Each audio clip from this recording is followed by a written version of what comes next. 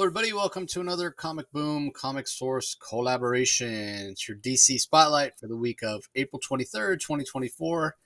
Winding down the month of April here with an okay week. I don't know, maybe I've been spoiled. We've had some really, really great weeks from DC recently.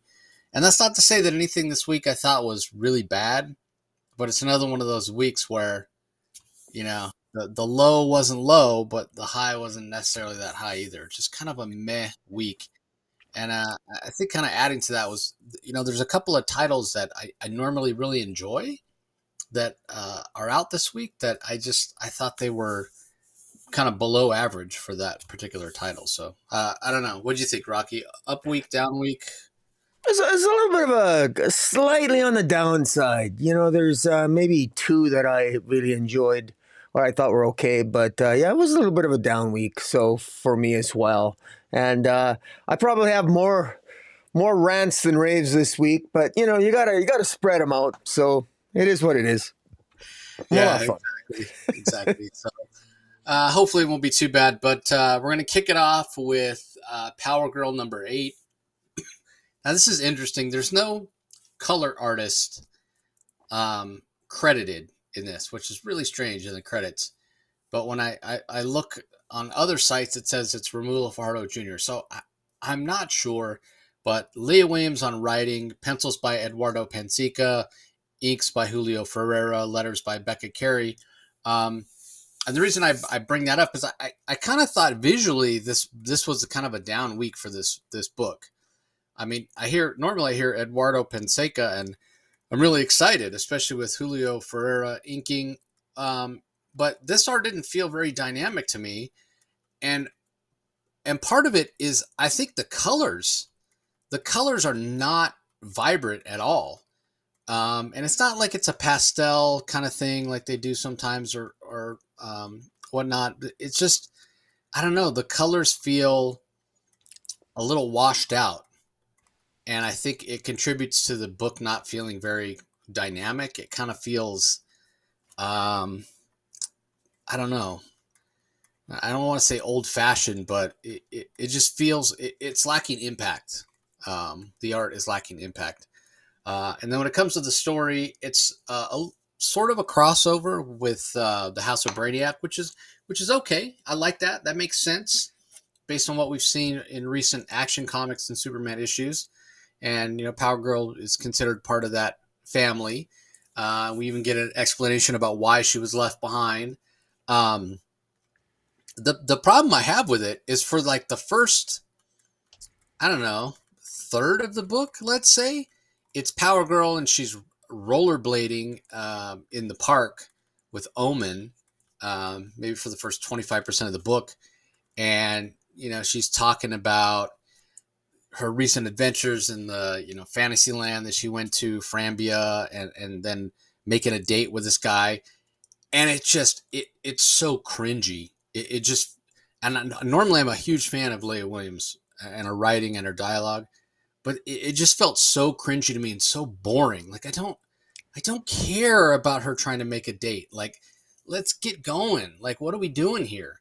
And it just, I didn't care for the feel of it at all. It was just a slog to get there. It's only like 6 or 7 pages, first 6 or 7 pages, but I was falling asleep trying to get through those first few pages. And again, part of it might be due to the coloring on the artwork where it just, yeah, this was maybe my least favorite issue of the Power Girl series so far. Once it kind of gets going with the Brainiac drone showing up and the Zarnian showing up, the action gets better, and the pacing gets better, and it feels a little bit more like a traditional, Power Girl issue, but the art still holds it back in my mind. So yeah, this was definitely one of those books I can point to this week where, man, normally I'm really enjoying Power Girl. Nah, not this issue. It really kind of, I really feel let down by this issue. So even the covers, like theoretically I should really like these covers, but even the covers feel like they let me down. There is one that's by You Mark didn't like Brooks. this cover? I'm really surprised. That was my first comment. I really love this cover with Crush. Yeah. I So quite like it. again, like in theory, I should love this, right? Like it's Yannick Paquette, and it feels like it's got a little bit of homage to Adam Hughes. There's a Mark Brooks cover. He's one of my favorite artists. His is a direct homage to Adam Hughes. It even says on the cover that it's an homage to Adam Hughes. But even that one there. Hmm. But even that, it just doesn't feel like it's up to the usual standards uh, Maybe that it's AI. Maybe it's AI. no, I mean, Mark would never do that. But Yeah. part of it is there's too much red. I don't like, there's so much red, and then her cheeks. Why are her cheeks so red? Um, yeah, I don't know. Maybe it's just me. Maybe I'm just crotchety, grouchy old man this week. But yeah, in theory, I should love these covers, and even the covers are just kind of meh. So I don't know. What do you think of it? My opinion's well, it's higher than yours on the covers anyway. Or at least on the cover, I like cover A because one of the things I'm always bitching about is how the covers don't relate to the content. This does, and I actually think it's funny too. I love how Crush. I love how Paquette and Eric Pianto how they drew the sort of the fake breasts on Crush because Crush has basically small breasts, and I like how she's wearing a shirt with breasts on her with the window that Power Girl usually has, and Crush shows up, and the story is actually called House of Brainiac. Paige has a crush, and of course it's not only alluding to the fact that she's got a crush on this guy named Axel who's a thief, but also of course Crush shows up who's a Zarnian, and just as the Zarnians are attacking Metropolis, Crush happens to be in Metropolis, and Crush has a gang. She hangs out with a gang called the Holiday Girls, which that's news to me. I didn't know Crush. I didn't know Crush lived in Metropolis, but maybe she does. I'm trying to remember the Crush and Lobo series. I thought Crush had a girlfriend, and I would have thought maybe she'd be hanging out with her girlfriend, but I guess not. Now, having said all that, I actually agree with you that the first third of the issue is just killing time with her rollerblading, which was a little bit frustrating for me. I admit that. I don't mind the art. I think it's decent enough. But I will say that one of the things that really bugged me here, and maybe I don't know, maybe I'm being a little bit cranky on this title like you are too, just for this particular issue, is I don't like how Omen is reading Power Girl's mind. And Power Girl even has a psychic jerk jar. Every time Omen violates and reads her mind, Omen has to put some money in the jar, and they sort of make a joke out of it. I don't think it's a joke. And I'm wondering if Leah Williams is planting some seeds of a breakup. If I had a roommate, just thinking out loud here. I mean, if I'm thinking out loud, because you can't read my mind. See what I did there? Anyways, if a roommate was reading my mind all the time, that would wear on me. And Omen's been doing that with Paige, with Power Girl, and it hasn't really pissed her off yet. Although they sort of play it off as kind of a joke. Omen already did that by reading the minds of teenagers in a previous issue. I thought in a very disturbing way, and it was sort of like breezed over. I don't think this should be breezed over. I think it's a violation, and I think it's maybe I'm nitpicking here, but I don't like it. I actually wonder if Omen has any friends. I don't think Omen has a lot of friends. Now, I actually thought Power Girl did have a lot of friends until Leah Williams scripted her as not having very many friends, and then now her friends have to be the Superman family. I like the iteration of Amanda Connor and Jimmy Palmiotti, where Karen Starr had a little bit more agency and more social connections as she's being scripted here. But it's all well and good. I like the fact that when the Zarzarnians attack, Power Girl dives right in. I like the fact that she cannot. She's the reason why she's not incapacitated and essentially kidnapped and put on Brainiac's ship is because the Brainiac is searching for people with powers, but because she's from Earth 2, or she's basically a multiversal outlier, Power Girl, she has a different energy reading than other Kryptonians on the Earth, and so she's perfectly suited, of course, to be a protector of Metropolis because she can't be found and zapped away like even Streaky the cat was. At the end of this issue, not surprisingly, she ends up meeting with Crush. Crush incapacitates her, and that's really how the issue ends. And Crush and her own gang are going to sort of, I guess, will probably play a role. Just like Lobo's teaming up with Superman, it's Crush sort of teaming up with Power Girl in the pages of Power Girl. It's a good idea. I just hope that next issue we have a little bit more action and not so much page filler as we did this issue. That I don't think really moved the narrative forward. But overall, I didn't mind it. But I agree with you that the first third could have been pages better spent on dealing with more of the central plot as opposed to just unnecessary dialogue. But overall, meh. Yeah, man.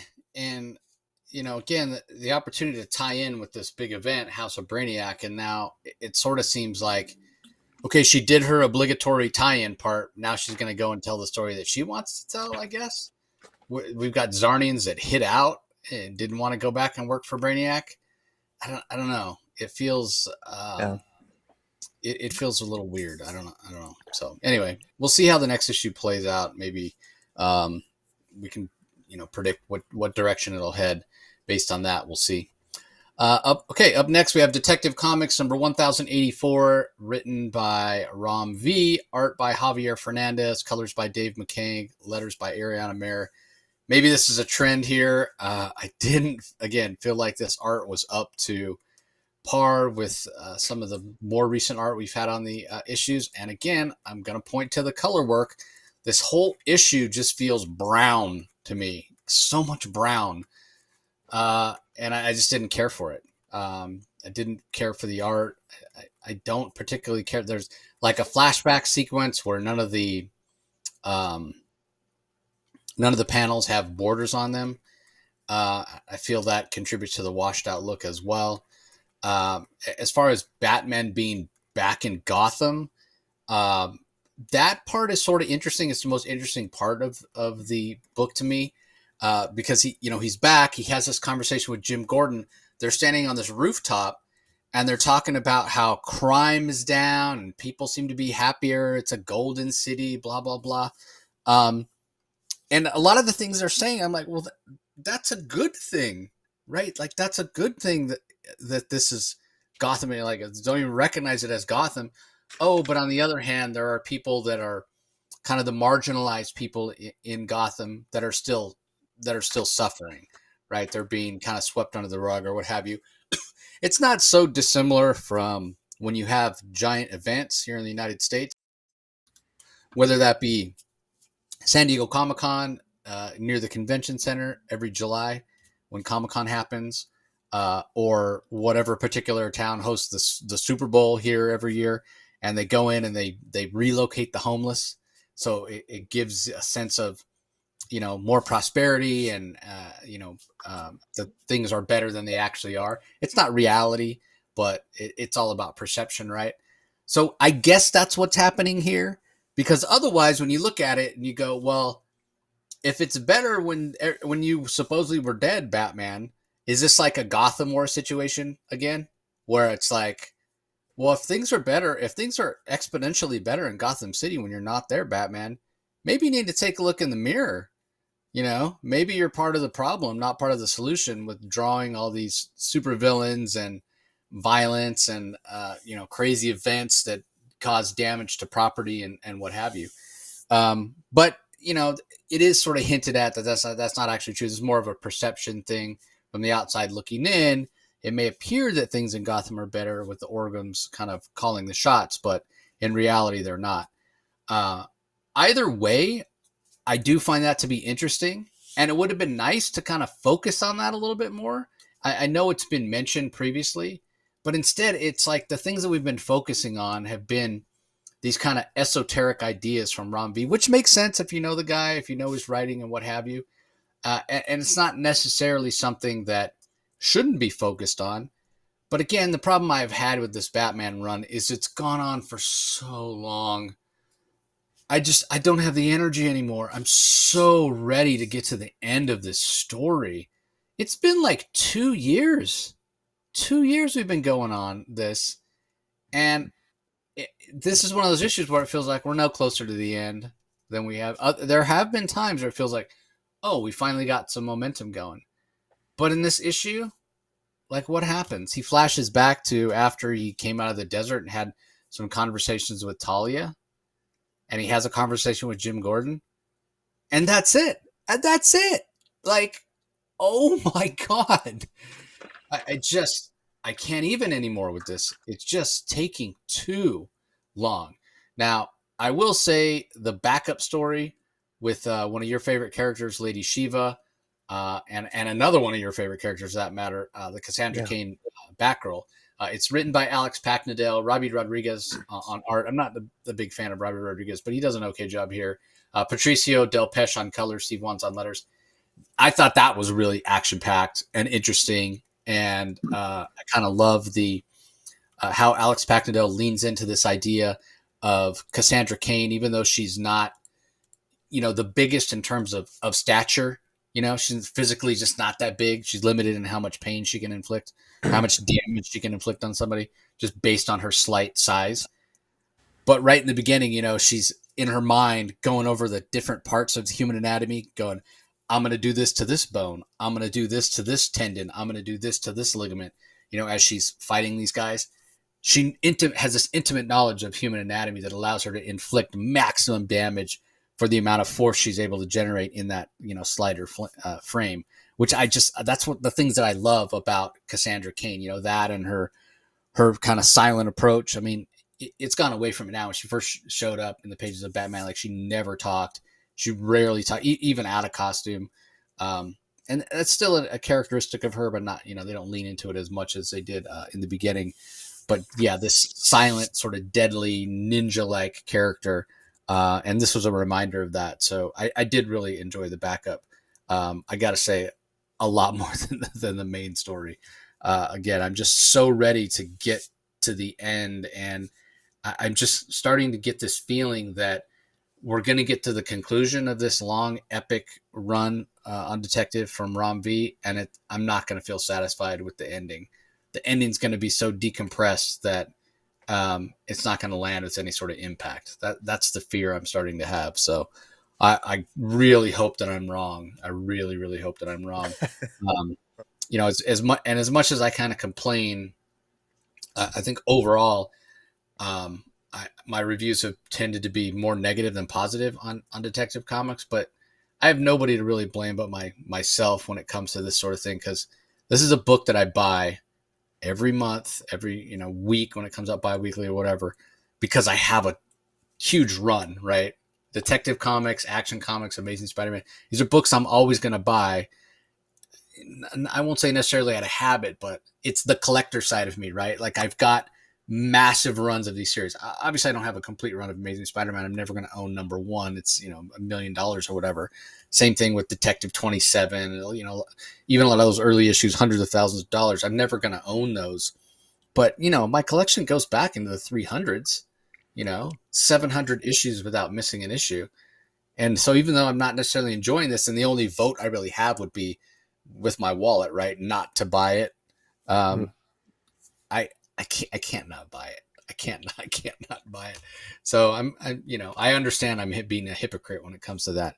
Same thing with Action, even during the Bendis run where I really wasn't enjoying it, I was still buying it. Cause again, my collection there goes back to close to issue 300.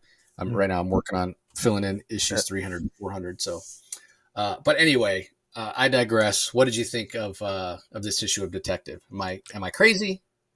Well, you're not crazy.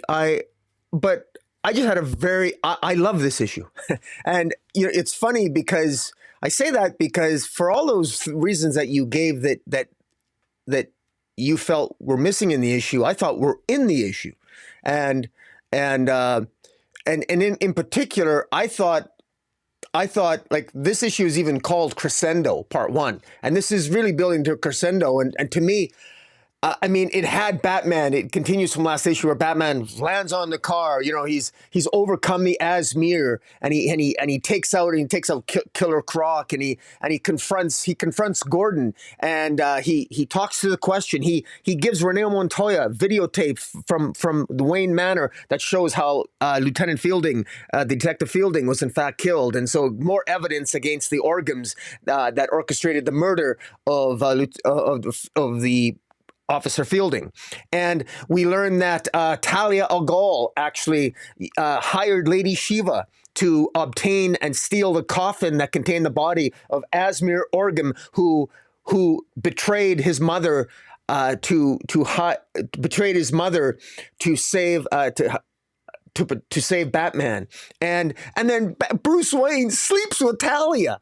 I mean, Catwoman is the one who saved his ass. And then, of course, Talia does, taking him out to the desert. Batman comes back from the desert. He sleeps with Talia and finds out from Talia that they got Asmir's body. And Talia wants to resurrect Asmir Orgum because it was Roz. Roz actually was involved in essentially having to sacrifice as Arzen's father, the original King Orgum. And so she's going to resurrect, it looks like she's going to resurrect Arzen Orgum. And so while she's doing that, Batman says, I have to go back. And I really want to build on something you said, because I think you nailed it, but then you come to a different conclusion than I do. You talk about how in the end, where Batman, you talked about it as if there was no consequence, that Gotham does seem to be a better place. And I thought they did talk about it. You said that you wish they would have talked about it more. I thought they talked about it just enough that it enticed me, where it shows Batman walking on the in the desert away from Talia, talking about, I will become consequence. The Organs have got to know that you can't change without consequences, the ultimate lie. That's ultimately what he tells Gordon. And even Gordon reinforces that to him. And Gordon is trying to boost up Batman by basically telling him that, you're right. I mean, you can't save people by controlling them like the Organs do. You save them by standing opposed to what is hurting them.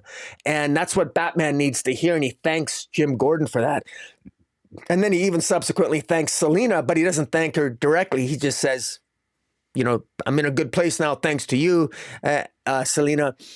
But he doesn't directly thank Selina. And Selina ends up almost, I don't know what Selina was expecting, but Catwoman goes off and ends up talking to the Joker in this issue. It's like she's almost pissed off at Bruce, because she says never again. She tried to save him, and so much has happened in this issue.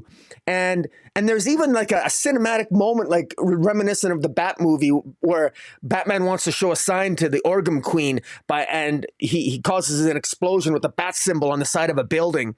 And it just, he's announcing he's not going to use stealth. Catwoman even says that's not a very stealthy move. He doesn't care. Batman's not being subtle anymore. He wants the Orgum Queen to know that he's coming because he knows how to fight off the Asmir. And I don't know. I just felt this was Batman sort of kicking some ass. And because one of the central complaints that I've had up into this series, it's not a complaint, but it's just a reality. You always want to tear a hero down before you build him up again. Well, this is Batman building up again. And I really enjoyed this issue. I thought it succeeded on that level. And it's interesting that you felt that it did not, or not as much as I did. But because this is probably going to be my pick of the week or close to it. We'll see if that changes by the time we're done reviewing all the comics, but I really enjoyed it. And of course, Lady Shiva, Cassandra Cain, the backup issue, absolutely loved that. I loved how Lady Shiva saw that Cassandra was trying to be Batman rather than being herself. And by doing that, she was betraying, because Batman always wants Cassandra Cain to be the best that she can be. He doesn't want her to be him. And Lady Shiva knows that.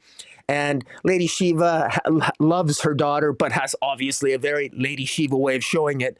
And I thought Bram V actually Packnadel, the writer, did a really good job of that. And these two stories fit together. The backup fit with the main story. And I just feel we're finally hitting our stride here near the end. And you would finally be happy, but apparently it's not fast enough for you, Jace. No. I mean, and here's the thing, right? Like, yes, at no point did I say, nothing happens in this issue or whatever.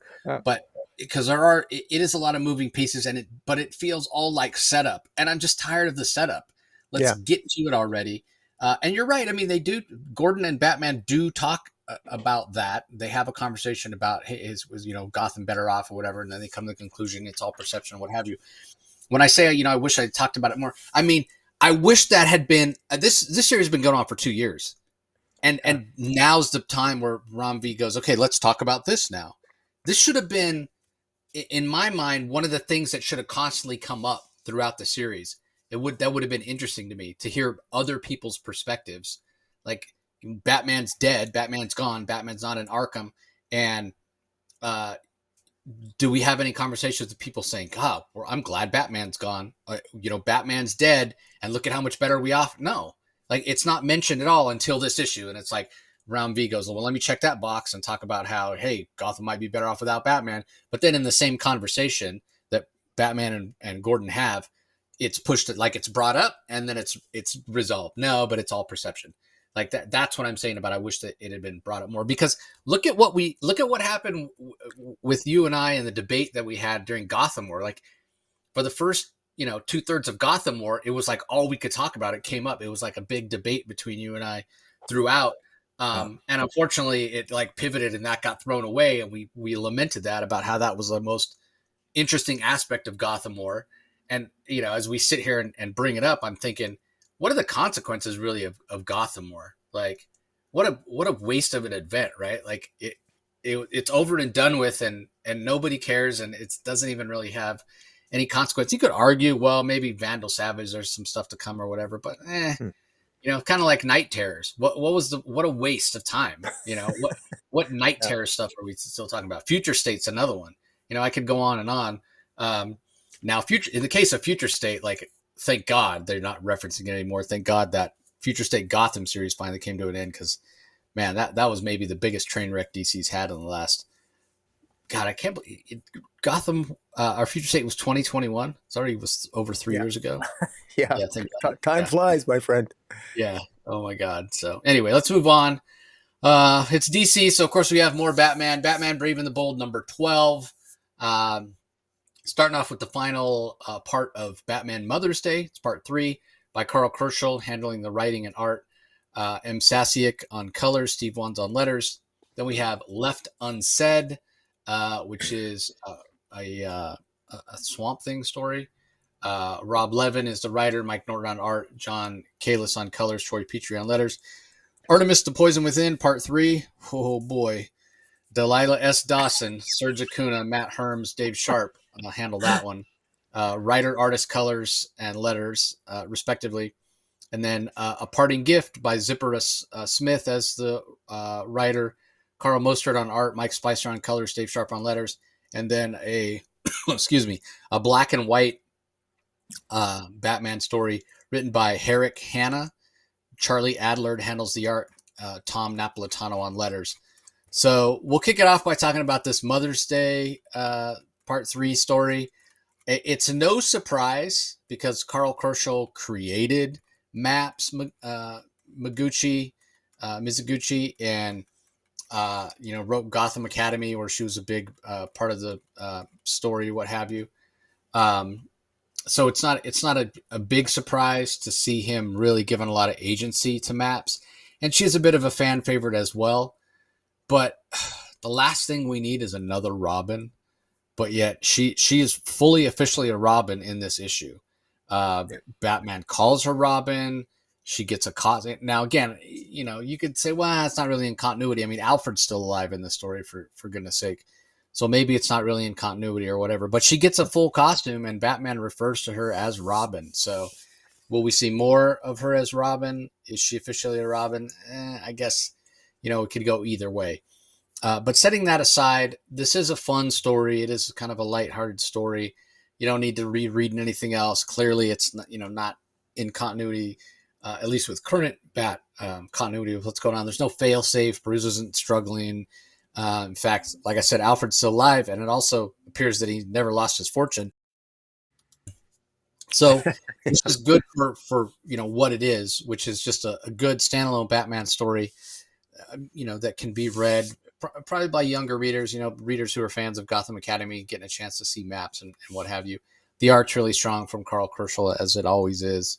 And yeah, I think it works on that level. So for the most part, I enjoyed this. But I don't know, maybe it's just the continuity nerd of me, but like, just at the beginning, just say this is out of continuity, or say it happens before issue such and such in Batman. Yeah, well, I guess it would have to be before Joker War. Um, so we know, hey, this fits over here or whatever, or what have you. So, but anyway, overall, I thought it was a lot of fun. Yeah. But yeah, don't think we need another Robin. So, what are your thoughts? Yeah. I've got, I love Carl Keshel's run. I've got both series of Gotham Academy. I've enjoyed it. I think this is his best. I consider this a Gotham Academy story. I think this is one of his best ones. I really enjoyed this. I love the fact that Maps is Robin. And I love the fact that I know the continuity is wonky, like, as you've already said. I don't care.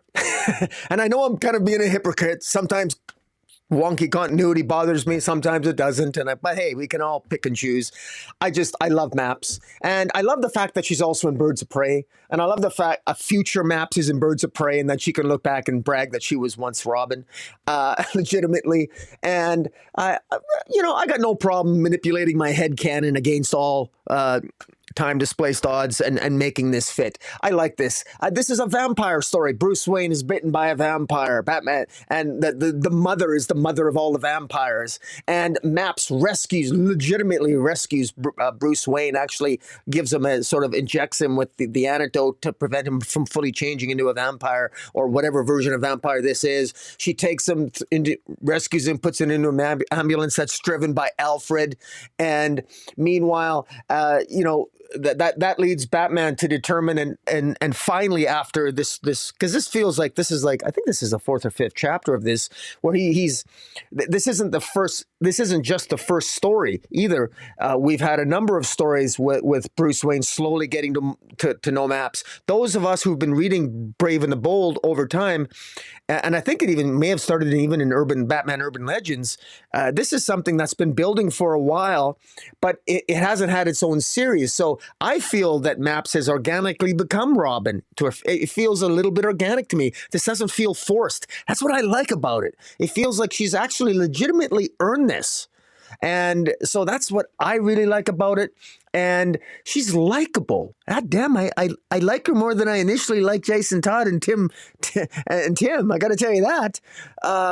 So I thought this was well done. I even liked the hint of a love interest with Isla, which and how Bruce Wayne intentionally becomes a jerk at the end of this story.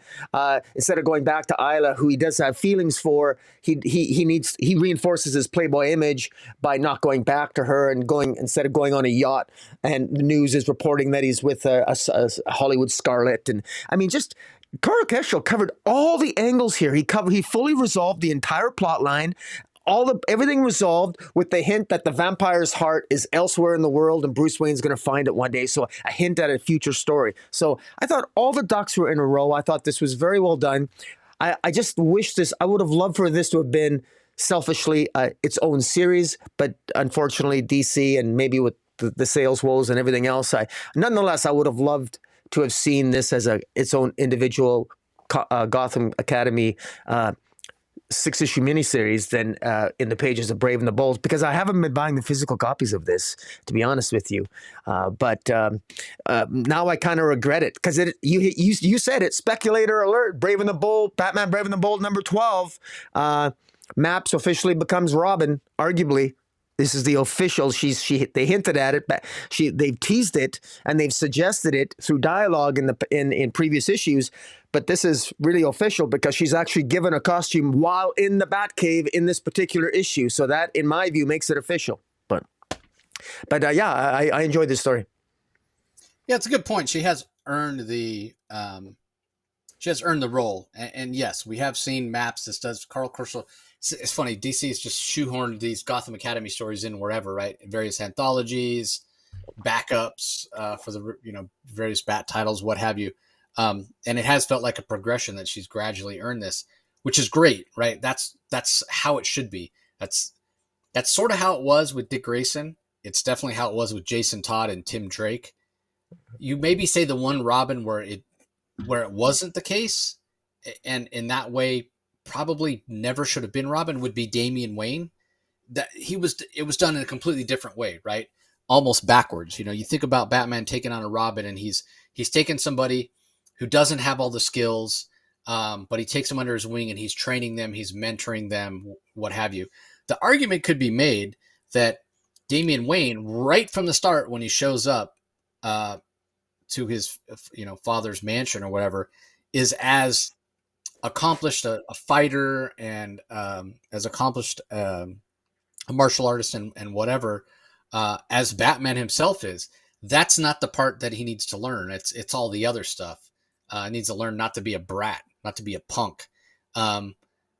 So in my mind, and Damian Wayne is always and probably always will be my least favorite Robin. He probably never should have been Robin in that way. Like they should have, and I don't mean he shouldn't have teamed up with Batman, but I kind of wish they'd given him a different code name because this has a different feel, right? Maps as Robin has a different feel. This feels like somebody who's just starting out, who Batman is going to mentor and teach and what have you. Where it was never that way with Damian at all. So anyway, let's move on.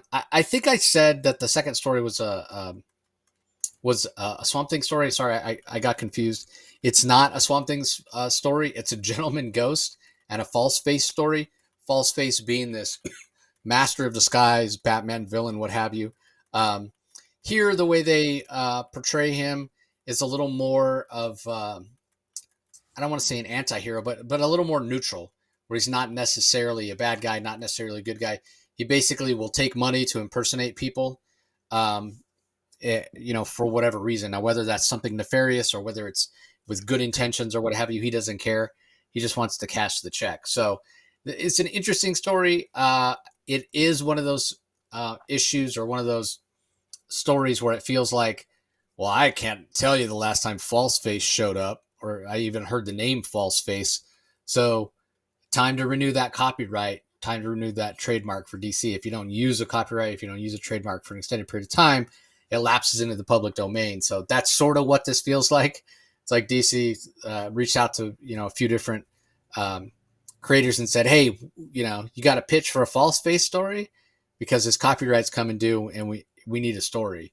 And credit where credit's due. It's pretty interesting from Rob Levin here. Basically what happens is this woman hires False Face to come and impersonate her son because her son abandoned his wife and daughter, this woman's granddaughter, years and years ago. He was a cop in Gotham City, and he was corrupt, and he was an alcoholic, and he was abusive mentally, physically, emotionally. And so she hires False Face, this grandmother hires False Face to go and apologize to the daughter, saying, it wasn't anything wrong with you. It was totally me. It was my own issues, whatever. Well, come to find out, that family, the cop and the grandmother and the daughter, or the granddaughter, they're descendants of Gentleman Ghost, of Craddock. And when Gentleman Ghost finds out, he's pissed off at False Face because he doesn't feel like you can resolve things like this by telling lies. You have to. It's his whole sense of honor, right? So you can't do that. And he goes to False Face and he says, you need to fix this. And then False Face is like, what are you talking about? Like, how can I fix this? And Gentleman Ghost is like, you find a way to fix it. That's not a lie. Or, I'm going to come back and, I won't be so nice the second time around. And he wasn't particularly nice this time either. He kind of beats the crap out of False Face. But again, you sort of feel like this is a story that's going to be forgettable. Like it didn't really seem to have a point. But other than maybe it renews the copyright, but it was enjoyable. I mean, I'm a big fan of Gentleman Ghost. I like his, I love Gentleman Ghost, the aesthetic, the way he looks. And yeah, I couldn't tell you the last time I read a False Face story. So yeah, I enjoyed this. I thought the art was really strong as well. So yeah, overall, this was a good one. What do you think? I thought this story was really cool. I liked it. It made Gentleman Ghost. He's a badass. I basically saying, look, this is my family. I mean, maybe a couple generations removed because the Gentleman's Ghost is probably a couple hundred years old. I can't remember how. I'm not an expert on Gentleman Ghosts. I know he's probably over a century old, but I like the fact that he basically killed. I mean, he killed the father of his descendants. I mean, he was a piece of garbage. He was an abuser, and the Gentleman Ghost. You don't know. You tell the truth, and he tells the grandmother at the end. He tells her, he basically, your son got what he deserved. I mean. Or at least the faceless mask or man there or whatever said that to her, and it's the truth, and it's dropping truth bombs here, and I like it, and it doesn't sugarcoat it either, and I kind of like that because there's I don't know, I'm kind of on. It kind of irritates me lately. There's an increasing number of comics by the big two that I think are sugarcoating a lot of things. There's this movement away from evil that I don't like, and I like. I like this. This was visceral. This was, and it was the type of the harsh truth that actually helps people. And it came from Gentleman Ghost, a ghost, a super villain. And I thought it really worked well. And actually, I think this story stands out. It's memorable. I'm going to remember this story. And so, yeah, it's good stuff. Good work.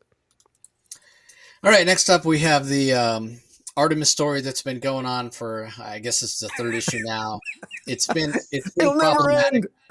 Yeah, it's been problematic at best, and I've tried to stay positive with it. I'm trying not to rake it over the coals, and I will say that in terms of kind of context and tying in with what's going on with Amazonian stories, Wonder Woman stories currently, at least it's moving toward being a story that does matter and does tie in, because up to this point, it's sort of been this story about Artemis being wildly out of character. Oh, woe is me. I can't believe my fellow Amazon sisters believed I could have killed Hippolyta out of cold blood. It's been really mopey and weepy and whiny.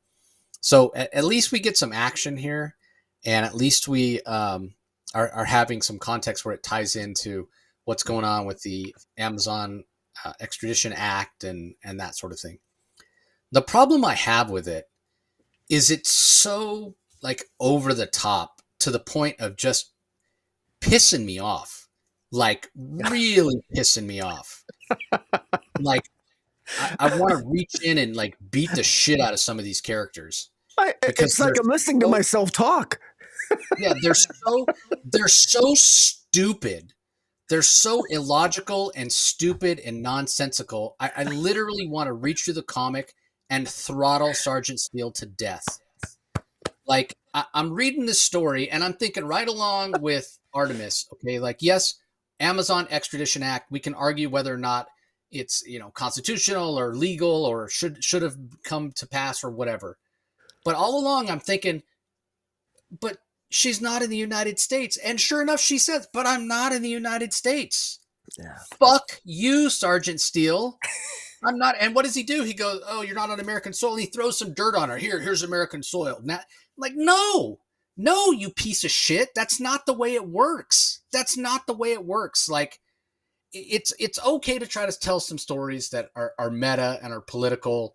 And you get into, some kind of sensitive areas of, xenophobia and that sort of thing. And it's okay. But when you take it this far, it stops being entertaining and just ends up being, I don't even know what the word is. Like, it just ends up being fodder to piss me off, I guess.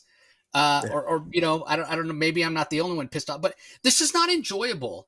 It's not enjoyable to see characters and don't get me wrong. I know Sergeant Steele has never been like this out and out hero. I mean, he was sort of more on the hero side when he, first showed up until they did the first Amazon attack story. And then they kind of made him this douchebag type character, which I thought was kind of reductive to the character and kind of wasted any potential that he had to really be seen as like a war hero or that sort of thing. But again, like making him this Amanda Waller type character, right? Where you just love to hate him. And I don't know, it seems lazy to me. Because at least the way Tom King has written him, you can make the argument that he's being unduly influenced by the sovereign, maybe he's being mind controlled or whatever. But when it comes to where you're taking it this far, the way the writer here, Dawson, has taken it, like it transcends that. It just becomes mean-spirited. And it's not entertaining to read. It's not. Like, I finished reading this story and it put me in a bad mood. Like, I was just pissed. I was just mad. I didn't want to read comics anymore because I don't think you ever want to write a comic book that makes you not want to read comics. But that's what this did. Wow. Because the characters are just wildly unlike these soldiers. And it's not just Sarge Steele. It's all the soldiers, because the other soldiers making comments as well. They're just so wildly unlikable. It's like, why would I want to read this? Why would I want to read this? Like, even if I was a huge Artemis fan, at least, again, she's feeling like she's a little more in character here. She's not so whiny and weepy, but that's probably because, what she has to do here is fight, and that's where Artemis is at her best as a character. But the rest of it, it could have been done in a different way where you still add the context of the extradition act and what have you that made sense. Because at the end of the day, that's the other thing that bothers me, right? Like, this doesn't make sense. You can't, as American military, first of all, you can't just go into another country with, military assets and military weapons and what have you and pursue somebody. That's an act of war. You can't do that. And even setting aside if they got permission, it's still, what they're doing is so despicable and disgusting that I can't help but be just so annoyed by it to the nth level. I just hate this. I hate everything about this story. It goes back and even though I was trying to put a positive spin on the first two parts of it, like, this makes those worse now, because this is what what those two issues are building up to. Like, I can't remember the last time I read a comic I hated as much as this. Like, I despise this. It's awful. If you buy this issue, skip this story.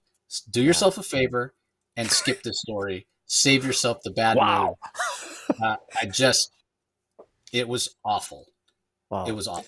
I'm sure that's not the intention of the creators, but it's so bad. It could be one of the worst things I've ever read. It's that bad. Oh my Lord. So, rant over. Take it away, well, Rob. it's a heck of a rant. I actually, out of all the 3 chapters, this is the 3rd chapter in this Artemis story. I found this one, at least this one had some action in it and had a point to it. Finally, as you said, it's time. I had no idea what the hell those previous 2 chapters were tying into. It was just Artemis acting totally out of character, whining and crying in the sands of Egypt or wherever the hell she was. But, I will say this about writer Delia S. Dawson on this. She has the concept of what could be a much better story. I mean, the idea that it wasn't, to be fair, it's not just the United States against the Amazons. They were working internationally to try to build up, some efforts against the Amazons. And so I understand them wanting to know where Themyscira is, to isolate Themyscira. And so the idea that the Americans or certain forces abroad in conjunction with America would also, controlled by the sovereign or Amanda Waller or whatever, that they would also want to know the location of the Band of McDowell Amazons, that makes sense. And if they located in the desert Artemis, well, of course, she's the prime target. Get Artemis, she'll lead you to the Band of McDowell. I get that. Also, but then why the hell aren't people looking for Yara Flora so they can find the Esquisita tribe in the Brazilian jungle? But that's, they don't have enough real estate for that, nor enough comics that they're publishing. But so the fragments of a story that might be pretty cool are there. But ultimately, nothing comes of it. So this is just a glorified fight between Artemis and an army. Well, guess what? I mean, I hate to say this, but we had a hell of a fight between Wonder Woman and the U.S. Army that no one's going to top. That was drawn by Daniel Sampere, and that was amazing. And I actually love Artemis, and with apologies to the artist on this one, I mean, it's no Daniel Sampere, but I don't mind her fighting, but it was a little bit over the top. I agree with you. This blind talking about the hatred that these American soldiers have, or in the desert. I mean, in fairness, it was already established the American soldiers, they don't hate. So I don't like that Artemis would assume they hate her. Well, actually, no, some of them don't. In fact, that was made quite clear that a lot of them didn't even want to fight Wonder Woman in the U.S. soil. And if they do hate her, at least attribute it to the apples of discord, incorporate some of Josie Campbell's storyline in the Amazons' attack to explain the hatred that Artemis might see. I don't like the suggestion that these American soldiers just hate for the sake of hate. It doesn't portray American soldiers in a particularly great light. I don't like it for that reason.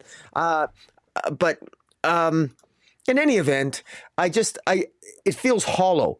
I do believe I'm going to give Delias Dawson the benefit of the doubt on this issue. At least this is a tie-in. I just wish that it packed a little bit more punch. And as you said, we had 2 previous chapters here that so much organic development could have led to this moment that was completely squandered with her talking to a snake and having a dream and whatever the hell that was in the previous 2 chapters. But in any event, it is a disappointment, although this 3rd chapter for me was a miles step above the previous 2 chapters. Yeah, I mean, you make a good point about, well, some of these other countries, it's not just the U.S. that are, trying to get rid of the Amazons or what have you. And you're right. And it could be that, like I said, the U.S. military did get permission to go into whatever country she's in. Seems like it's somewhere in the Middle East, and try to extract her. That very well might be the case. But even so, even if that is the case, excuse me, they're still talking about enforcing the Amazon Extradition Act, which is an act which is specifically an American act. It's not enforceable in other countries. It doesn't matter. Even if that country says, yeah, you can come in here, you can go after her, you can capture her, you can do whatever you want. That's fine. They're giving you the authority to do that. That has nothing to do with the Amazon Extradition Act, unless that country passed their own law, their own act, their own initiative, whatever you want to call it, and called it the same thing as the Americans, which no country in the history of the world has ever done that. They've passed similar laws, but they always call it something different, at least to my knowledge. So, just a problematic story at best. But again, nothing personal against the creators. I know they're doing their best, and this is not a creator that has a long track record. So hopefully if they do hear my criticism, they can use it as fuel and do better in the future, and probably never want to talk to me or give me an interview ever in their entire career. Yeah. I mean, I don't need to go on, but it really got under my skin. So anyway, up next is the Swamp Thing story that I'm talking about. I have absolutely no idea what this has to do with anything with Batman. I mean, for that matter, what does the previous story have to do with Batman, or the story before that at least had some Batman villains? But yeah, this guy, he finds out that his company is dumping toxic waste in the swamp, and he goes out, or they knock him out, they take him out to the swamp and they kill him, and then Swamp Thing finds him because he's dying, and Swamp Thing senses his pain and what have you. And this definitely seems like the old school Swamp Thing, the Alec Holland Swamp Thing. And he, although the guy is dead, Swamp Thing kind of brings him down to the green and incorporates him into the green in some aspect, which lets his soul linger a little bit so that he can have a chance to see his loved ones come and say goodbye, even though they can't see him. And so I think it's supposed to be like this really heartfelt, mournful type story, but it kind of missed the mark for me. I kind of felt like it was more of a what's the point type story. The art was okay, but ultimately just really forgettable. I think it wasn't impactful for me anyway. What do you think? Well, it was fine actually. It actually reminded me a little bit of Si Spurrier's story, at least maybe metaphorically or symbolically, in terms of how Swamp Thing can incorporate a death and make the most out of it through plant and through growth and through that, of course, the resurrection and rebirth and that all life, that this guy, this man's sacrifice, he never died in vain. That ultimately, I mean, Swamp Thing will carry on the cause and probably prevent these chemicals from causing substantial damage, perhaps in large part because of what he found out from this person who was died, this CEO that died. And then his family will have a chance to celebrate his life as he sort of is resurrected in the form of beautiful through the green. And so I thought it was a nice story. It was a nice story. I didn't mind it. And I actually really, really loved the coloring, the colors and the art. I really liked it. The coloring in particular sort of popped off the page. I apologize. I don't know. The colorist is Mike Spicer, A Parting Gift. Yeah. No surprise. I shouldn't be surprised. Mike Spicer again. Every time there's great coloring, that guy's name often pops up. But yeah, it was good. It's nice. It's a beautiful tale. All right, last up, we have a black and white story where Batman's confronting a henchman who's, like a lot of the henchmen in Gotham, has worked for various villains, including Two-Face and the Penguin. And this guy, apparently his wife had a terminal illness that she didn't tell him about because she didn't want him pursuing a life of crime. And she didn't want to tell him about her illness because then she was worried that it would force him, or the guy would, feel even more obligated to pull jobs and do whatever to try to save her. So it's a bit of back and forth between this henchman and Batman. The henchman, it's one of those things like a tiger can't change his stripes. Batman agrees to, or basically says that they're even, right? At one point, this henchman tipped Batman off to a bomb that Two-Face had planted because the henchman was worried that some innocent children were going to be killed. And so with the tip, Batman was able to kind of save the day. Now he's returning the favor by telling this henchman, hey, there's a shipment coming in tomorrow for Penguin, and I'm going to be there, and everybody who's there is going to, get busted. So stay away, consider us even now, think about your late wife and what she would have wanted for you. But in the end, and then he leaves. And in the end, the henchman's like, oh, tomorrow she's going to be very, very proud of me. It's big score time. I'm going to hit the jackpot. And it ends with him kind of sitting on the couch. He's still going to go. And he's got, these delusions of grandeur, if you will, that thinks he's going to be able to put one over on Batman. So kind of an interesting take on the mentality of a henchman. So I thought it was a pretty strong story. What do you think? Yeah. I agree with you. A very strong story. And you get into, like you say, it's the criminal mindset. And there's a reason why to say that old cliche, Batman fights against the superstitious and cowardly lot. That's the criminal mindset. And you can't, some, leopards can't change their stripes or or spots or whatever the hell it is. But no, this was very well done. Eric Hanna, I'm not familiar with him as a writer, but this is a very good first impression on me. And I'd be interested to see, this is interesting insight.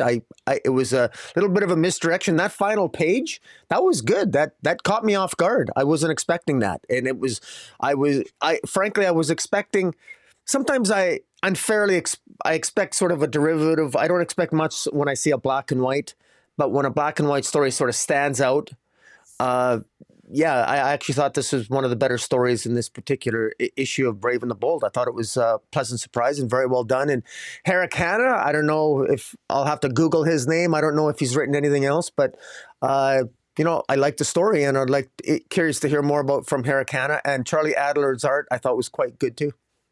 Yeah, it was fantastic. And here's what that last page does, right? Because you sort of expect, and we would not have been surprised to see this story end with this guy kind of kneeling in his little shack in the darkness with maybe, one little spotlight on him, and he's kind of kneeling and hunched over and sort of defeated after Batman, tells him, hey, I know you're trying to fool me, but I'm one step ahead of you. Don't show up tomorrow night. You'll get busted or whatever. And this guy would, be small. He'd be small. He would be in a panel with a lot of empty space and what have you. And like I said, most of it would be black, a little light in the middle. And the guy would just be kind of kneeling there, hunched over, crying or weeping, and just, oh, what a failure I am, and my wife would be so disappointed, whatever. And in that story, like, who's the hero of that story? Who has all the agency in that story? Well, Batman does, because Batman completely, thoroughly defeated and humiliated this guy to the point where the guy's not even going to show up to do his quote unquote job, not even going to show up to do his thing, be a henchman, right? That's the story that I would expect. We've seen those types of stories hundreds of times. With this last page and flipping around and this guy going, it's big score time and Batman's not going to scare him away or whatever, it totally flips it around and gives the agency to this henchman to say, he might be busted, but he's going to go down swinging. Not Yeah. saying it's right to go and commit crimes or whatever, but at least it's something different. At least it flips it around and gives agency, and shows the Batman's not infallible. So Yeah. yeah, Yeah, fantastic. I actually interpreted it like your comments, but also there's another way to view it, and that is that in many ways the criminal throughout the story is humanized. Batman, through scolding him and getting one up on the criminal and telling him what you're going to do and warning him, he's sort of humanizing. We gain some sympathy for the criminal. We gain some sympathy for him and even Batman does. That's why Batman's sort of giving him that olive branch, saying, "Look, I'm going to give you a chance here." And then at the end, by putting on that mask on that final page, it's like we lose the connection. He's just another criminal now. It's like we went through all that. We finally got to some sympathy for this guy, and it's stripped away with that final panel because he won't let himself. He just won't let himself do the right thing. And it's like you said, there's that phrase that we hate using because it's so, but that subverting of expectation. It's exactly what it does on the final page in a good effect. Yeah, in a very good way. So, all right, up next, The Flash number 8, written by Si Spurrier, art by Ramon Perez and Vasco Gregev, colors by Sophie Dodgson and Matt Herms, letters by Hassan Otsman Elhau. I'm going to let you go first here. Okay. In the attempt to not have another rant. Okay. I'll try to keep any ranting I have to a minimum. Yeah. First of all, for cover of the week, I'm certainly going to give it to Power Girl number 8 with Crush on the cover. I really like that. I just love that cover. For this cover of Flash number 8, I think this has to be my winner so far for 2024. This is the ugliest, pointless, most ridiculous, boring, phone it in. And if you told me an AI did this cover, I'd believe you. I don't think AI could be this bad. This was phoned in, absolutely phoned in, horrible cover. And I mean, nothing to do with the content, just another stupid pose with the Flash symbol. I guess he only had, I guess whoever the artist was, Perez had, I guess he only had 10 minutes to draw something and somebody had a red and yellow crayon set and boom, off to the races they went. But anyways, that's my rant about the cover. Now, as for the story, well, buckle up. Could I go on this sucker? But let's just say once again, if I didn't know better, part of me is thinking maybe there's a part of Si Spurrier is listening, although I know he isn't because he said he doesn't listen to criticism in the last interview I heard him give. I'm not sure if that was with you or somebody else, but in any event, he basically, this issue is, at least it's being spelled out that there's cracks in time and there's dimensional disasters that are occurring all over the world, and there's time storms and there's I think dimensional distortions are happening all over the world, and the entire Flash family is all over the world, from Circuit Breaker to Flash Wally. They're trying to find Wally, but then Barry is trying to get a handle on things, and then we got Avery and Wallace West, and everyone's trying to battle all this. Meanwhile, Jay is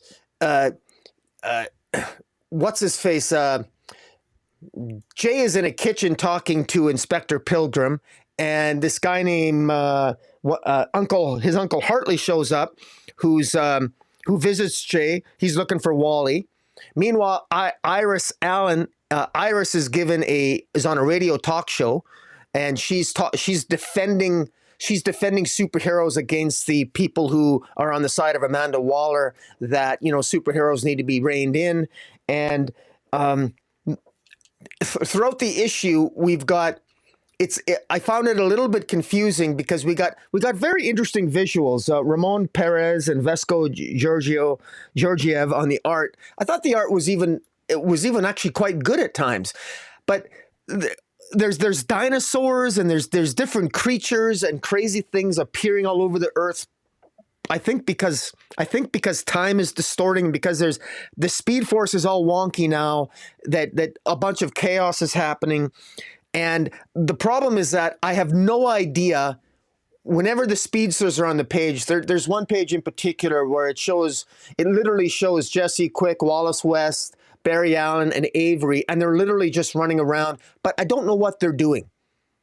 All of a sudden, a giant spider appears, then a dinosaur. But how are they stopping all this? Like they kind of admit that there's nothing they can do with all this stuff that's happening with the dimensions breaking down, and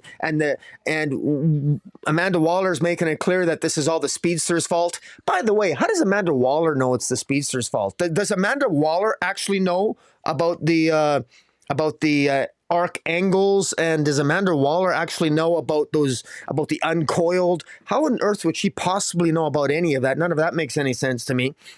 Meanwhile, I think suddenly the rogues are working for the arc angles, these arc angles, and because Gorilla Grodd takes over Barry Allen's mind at the end again, and Barry Allen, in conjunction with the Mirror Master, is fighting Barry Allen and I'm not really sure what it is they're doing. I'm not sure what their purpose is or their motive is. At first, at the end, I thought that maybe the Crown of Thorns showed up again, but it can't be. They don't even mention the Crown of Thorns, which, again, we don't know what that is, the Crown of Thorns. I think it's just Gorilla Grodd took over Barry's mind. Meanwhile, Iris gets into an argument. Amanda Waller shows up at the radio station of all places to argue with Iris Allen. This is ridiculous. I know that you got to have a crossover with the events of Absolute Power, but I thought this was just messier than hell. And in a story that is wonky to begin with, and then Inspector Pilgrim apparently knows Uncle Hartley, hints at knowing who he is and meeting him for the first time. Okay, but the whole thing just seems so. I'm not sure what's really going on, and I'm more frustrated and annoyed. I was far more annoyed reading this than I was reading the Artemis story in Batman Brave and the Bold. To the extent that annoyed you, that story, this one really annoyed me. I mean, I kind of sort of got what's going on here, but I'm still confused as to what. Okay, the speedsters. We know that the speedsters are being rounded up by Inspector Pilgrim because he doesn't want them to run around all over the place. Well, Amanda Waller is spreading the rumors now that the speedsters are causing the disruptions in the Speed Force, and Amanda Waller is actually right about that. But you'd think Amanda Waller would be a little bit concerned about that because Amanda Waller, here's the thing with what Amanda Waller's doing right now. She is spreading propaganda, spreading lies about the heroes, but she's actually not lying about the speedsters causing a disruption in the Speed Force. She's actually right about that, but does she actually know she's right about that, or does she's just doing it because it's propagandizing? In any event, I'm not sure where this is going. At the end of this issue, it's going to be continued in Flash 2024 Annual. It seems to me that the Rogues are working in conjunction with the Archangels, which has an agenda to, I don't know, destroy the Speed Force, but for what purpose? Why do the Rogues want to destroy the Speed Force? Why are they attacking Barry and then Wally? Or I don't really understand what the agenda or the motives of the Rogues are. I know the Rogues always like to cause disruptions with Wally West, but I'm not sure what their agenda is here other than just, okay, defeating. Why do they care about the Speed Force? Why would they risk destroying the world by disrupting the Speed Force? Why are the Rogues doing that? Why are they working with the Archangels? At least I think they are. Maybe I got that wrong. This is. I'm embarrassed to say I read this 3 times, and I'm sure you're going to correct me on some of the things I misapprehended. But I was confused, and I like the parts with Jay and Inspector Pilgrim, but I still don't quite understand how that fits in with the larger narrative, and I don't really know what exactly what the Rogues are doing or what the Crown of Thorns, which never even showed up in this issue, what that has to do with anything. So this issue was a big question mark for me, and my final criticism, aside from the very disappointing cover, my criticism with respect to the art remains that there is a terrible, terrible correlation between whatever Si Spurrier wants the art to convey, it's not working. there's that expression, show don't tell. There's no way you can show me what's going on when this involves comic book science that I'm not even sure Si Spurrier knows what's going on. And it's, if you're going to create comic book science with arc angles and the uncoiled and all these new laws of physics or even existing laws of physics, at least be consistent or show how there's consistency. And remember that not every reader has a PhD in physics or even a BA. And in any event, my rant is over now, my friend.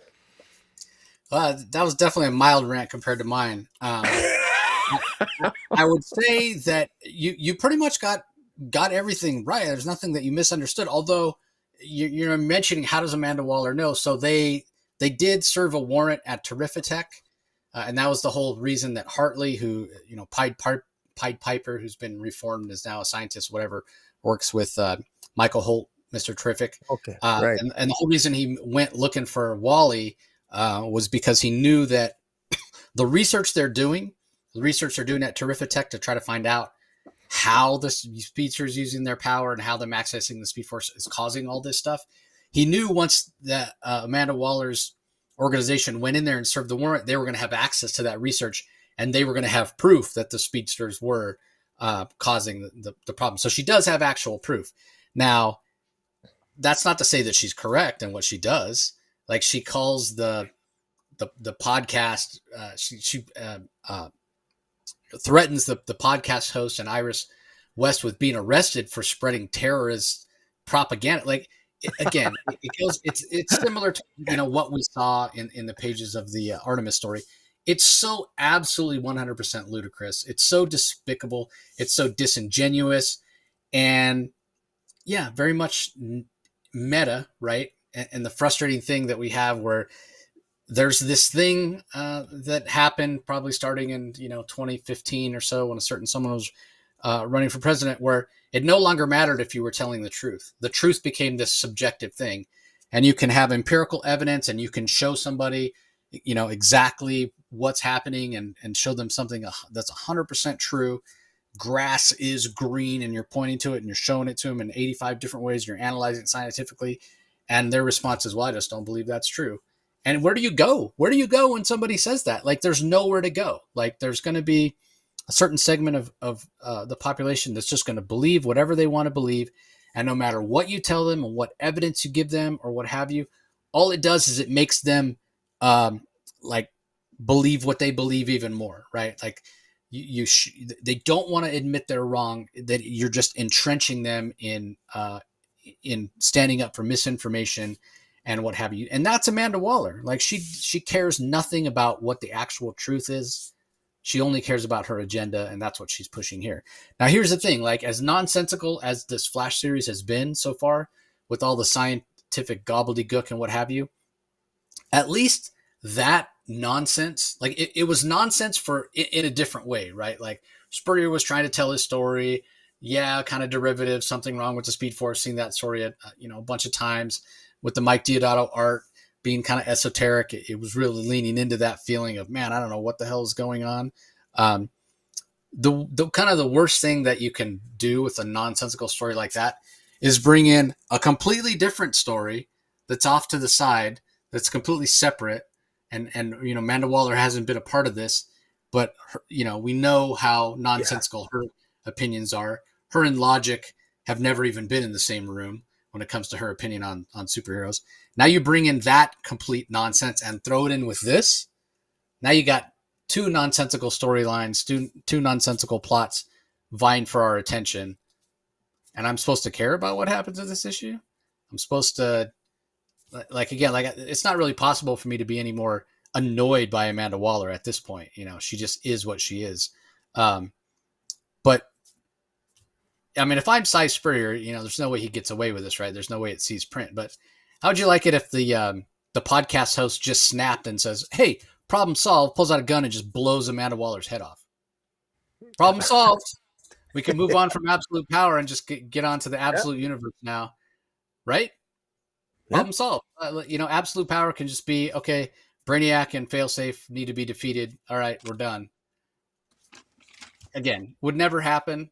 It's nice to dream, but Yeah, I mean, I don't know what we're doing here. I don't know what we're doing here. Like with Flash, like Yeah. just when you think you can't get when it can't make less sense, we bring in the whole absolute power storyline. Which again, we did the absolute power preview when all the information got announced, and we're hoping that they're going to be able to redeem Waller in some way and make it make sense, and at least we'll get some cool stories or whatever. But at the heart of it, when it comes to Amanda Waller, she's become a nonsensical character and has been for a long time. We talk about her just being a plot device at this point. The last place she needs to show up is a story that's already struggling to make sense. So I don't blame Si Spurrier whatsoever. Like, this feels 100% editorially mandated, in my opinion. Like, yeah, he's like, well, the Flash, Barry Allen, Wally West, they exist in the DC universe. The whole DC universe is going to lose their superpowers. You gotta mention it. You gotta bring it in. So that's what they did, to the detriment of Si Spurrier's story. Unfortunately, it didn't need any more strikes against it, but unfortunately, it got one this week. So, and yeah, I agree with you on the art. I mean, I wouldn't go so far as to say that's the ugliest cover I've ever seen, or whatever, whatever you said. Well, no, It's pretty, since the beginning of the year for me, it's the worst one yeah, from DC at the beginning of the year since yeah. January. It's pretty bad. Like, part of what I don't like about it, like, that doesn't even look like his lightning bolt. It I looks know. like an N. Like the little zigzag goes too far down on the So anyway, I'm not. Yeah, whatever. It's not a good cover. You're right. All right. Up next, we have the Penguin #9, good old Bruce. Tom King is the writer. Rafael de la Torre on art. Marcelo Mayala on colors. Clayton Cowell on letters. I'm going to let you go first on this one as well. I have a sneaking feeling that you probably enjoyed this issue more than me. I definitely don't have a rant here. I have a nitpick that I'll bring up. We'll see if you bring it up as well. But definitely not one of the stronger issues of Penguin in my mind. But before you do give us your thoughts on it, though, one thing that I realized, might have been last week, the week before, or maybe it was after the last time we reviewed a Penguin book. One thing that we haven't mentioned at all, in the idea of DC wanting to make, or it seems like they want to make the Penguin more formidable, return him to his more villainous roots, as opposed to having him be kind of jokey, top hat, tux with tails and cigarette holder and what have you. There's the show coming, right? I think it's on Max, starring the version of the Penguin from the Matt Reeves movie with Colin Farrell. Colin Farrell as Penguin. Yeah. So I'm wondering if their idea if editorial took some cues from that and says, hey, we need to make the Penguin a little more of a badass. I mean, I haven't seen the Matt Reeves Batman movie, so I don't know how much of a badass he is. But although I've had people that have told me their favorite part of the Matt Reeves movie was the Penguin. So anyway, what are your thoughts on this? Well, this chapter, chapter 9, Penguin issue 9, is called Good Old Bruce. And I'm not sure why it's called Good Old Bruce, but I will say that the detective, Batman the detective, Batman absolutely believes that the Penguin is setting up his own children and trying to blame his children for all this terrorism that's happening in Gotham City. And of course, the Penguin is behind everything, but the Penguin is masterfully pulling the wool over Batman's eyes. And the Penguin almost, and I think this is going to be a criticism of some people who think that this is, Batman can fall from a moon. And okay, with some criticism, but if Batman can survive a fall from the moon, and we call him Uber Batman, right? This is probably as close as you're going to come to Uber Penguin.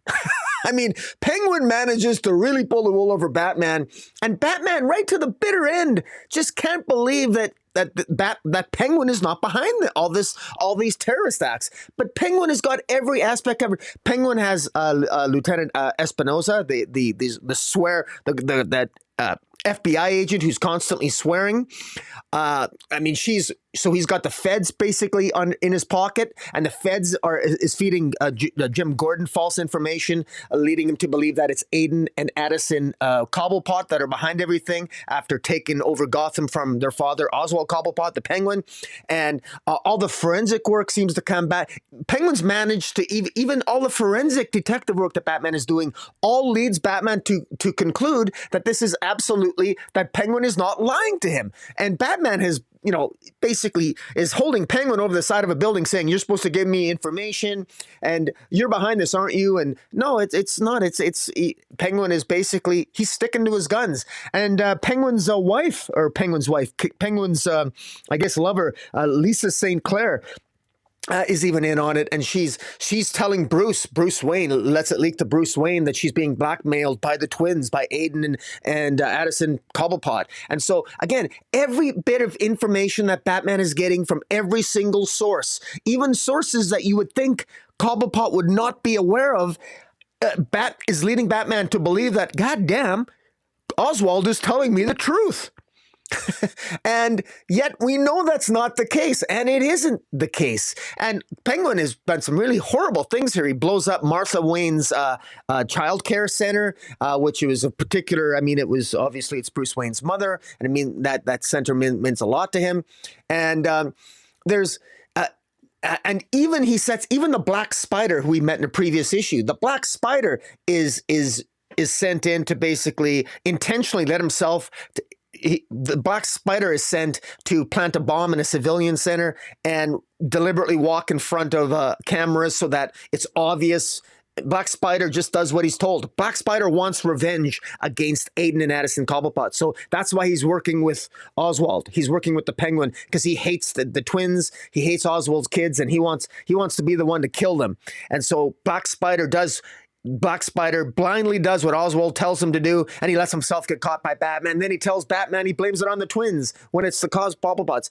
Every aspect of this is to set up and make it look like the twins, that the Penguin's children are behind everything. And but there's more character work here. I love the dialogue, the conversation between Lisa St. Clair and Bruce Wayne. And by the way, I didn't realize, because I just plain plumb forgot, I didn't know that Lisa St. Clair's sister was Silver St. Clair. I actually confused the two. So I appreciate that clarification. But I love how Lisa St. Clair, at one point in this story, she gives dialogue here that I thought was just so funny. She talks about how disgusted she is.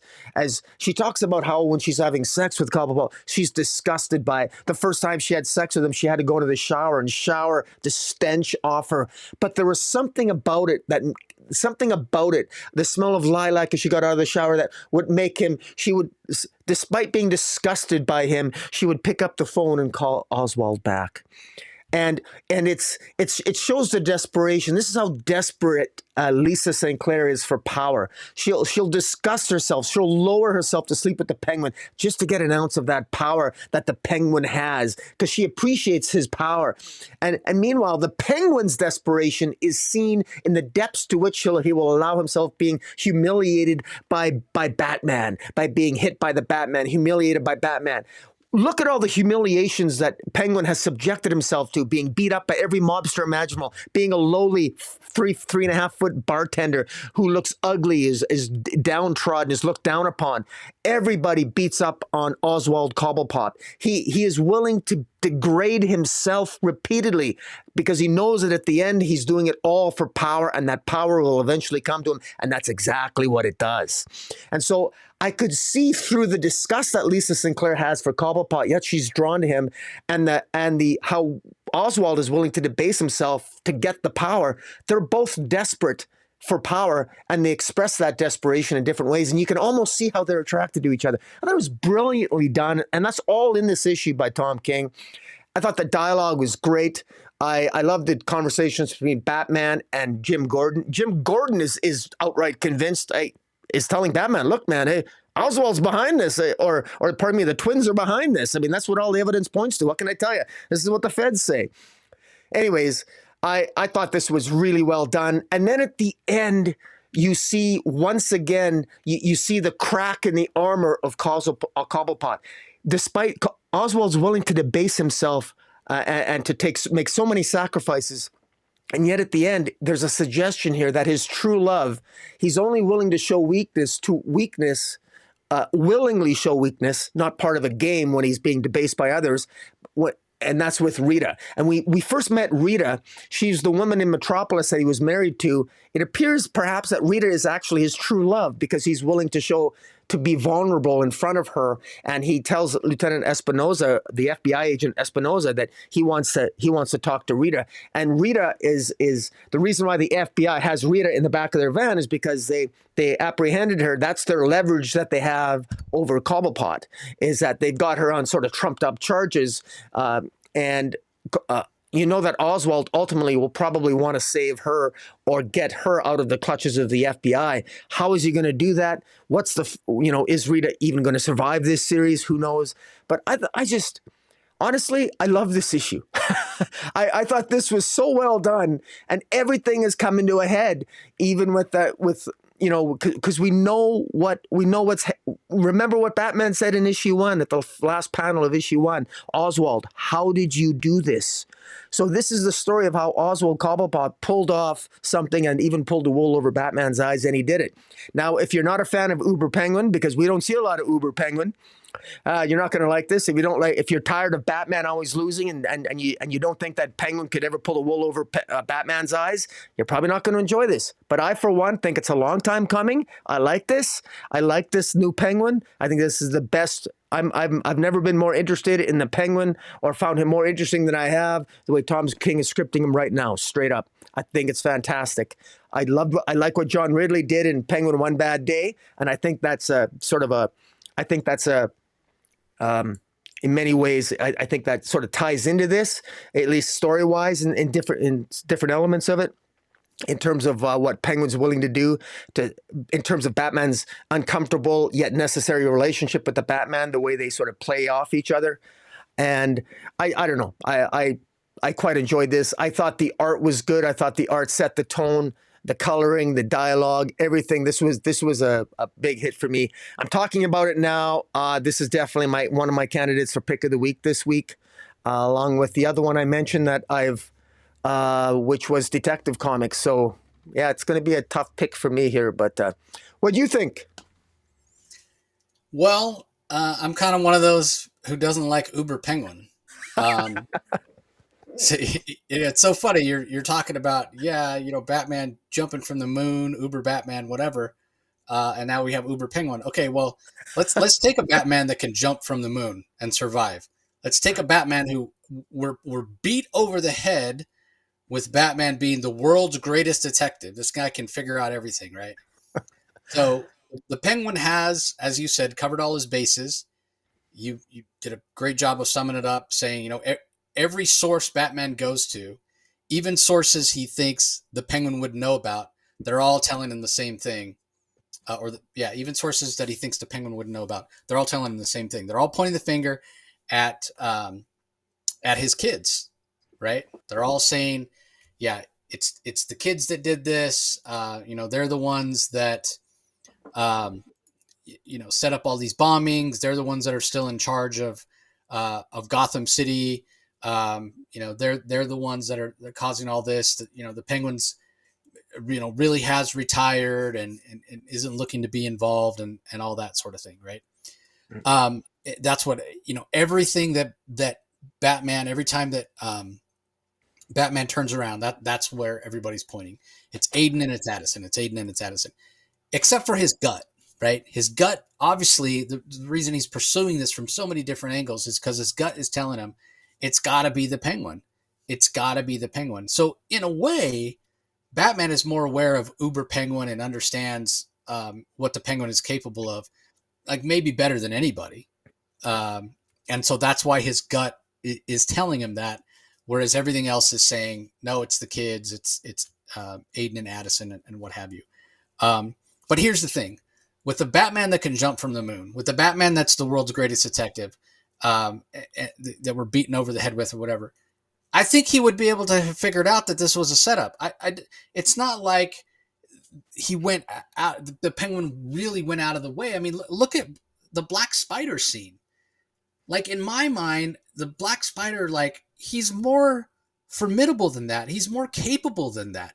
To me, that goes the other way and tells me, no, this is a false flag operation. The fact that the Black Spider would let himself be filmed, let himself be videoed planning the bomb, he knows he can avoid cameras if if he wants to.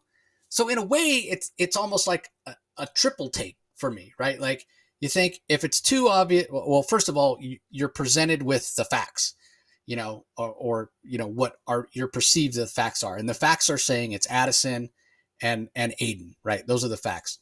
But it's so much evidence, and it's so over the top, and it's so obvious that you got to think it can't be that obvious. It has to be a setup. Somebody is setting them up.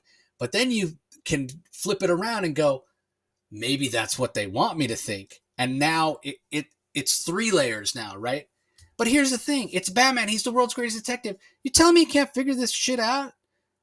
And I'm glad you brought up the very first scene that we had where it's Batman and Penguin in the car with Batman saying in the Batmobile and Batman saying to the Penguin, how did you do this? Which leads me to believe that the Penguin is going to be successful at the end of the day. Maybe he doesn't get away with it.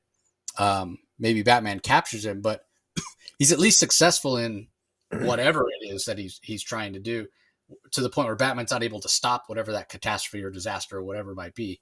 So yeah, this really is the Uber Penguin, and it is Batman failing, which don't get me wrong. I don't have a problem with Batman failing and Batman not being, the end all be all most powerful, smartest guy in the DC universe, whatever, except that's what we're always sold. That's what DC Comics is always telling us. That's what so many stories in recent DC history have told us, that Batman, Batman always wins. Batman always wins, time and time again. Look at the Batman Fortress story that we had recently. Batman always wins. That's what we're supposed to think. But now we're getting a story where Batman doesn't win. And all I'm saying is you can't have it both ways. Either give us a story where Batman, or either give us a Batman that always wins, that always he's tenacious and he's not going to give up until he wins, or say that Batman's capable of losing. Now, again, don't get me wrong, I don't mind that. In fact, I would prefer a Batman that loses from time to time, because it makes for more interesting and diverse stories. But that's not what we've gotten over the last, 20 years. So that's kind of the problem that I'm having here. Like, this issue sort of makes Batman look like a dumbass in a lot of ways. Yeah, I get that the facts are pointing in one direction, but Batman's supposed to be better than that. So the facts as presented are sending him in one direction. But when you talk about actual facts, the actual truth, the world's greatest detective should be able to find the truth. Maybe he just hasn't gotten there yet. Maybe he will in the next issue. But as I was reading this, I was like, well, Penguin did this and Batman fell for it. Penguin did this and Batman fell for it. But again, the saving grace that in his gut, he doesn't believe it, but he is buying into all the facts as presented. So that's, again, it's a nitpick. The story's not over. We still have a couple issues to go. We'll see how it all plays out. And I think it is still a really good story. I thought the art was solid as it's been throughout this issue. And at the end of the day, I think this series is doing exactly what DC wanted it to do, which is, like I said at the beginning, making a more formidable Penguin. Whether that's to tie in with other properties or not can be debated, but it's succeeding on that level of making the Penguin feel dangerous. So, all right. Up next, we have Green Arrow, issue number 11 from writer Joshua Williamson. Art by Sean Isaacs, Phil Hester, and Eric Gapstar. Colors by Romulo Fajardo Jr., letters by Troy Petrie. This is as by the numbers as it can get. We know that Oliver found Wally at this fortress in Antarctica, and they're there to steal the map. Now, why all the information from Sanctuary would be stored in a Sanctuary mask, I don't know why that would actually be the case, other than story reason. Yeah. It's right up there with the plans for the Death Star in the super advanced far future civilization being stored on an actual physical hard drive that they have to that's not how it would be. They wouldn't be stored on an actual, but anyway.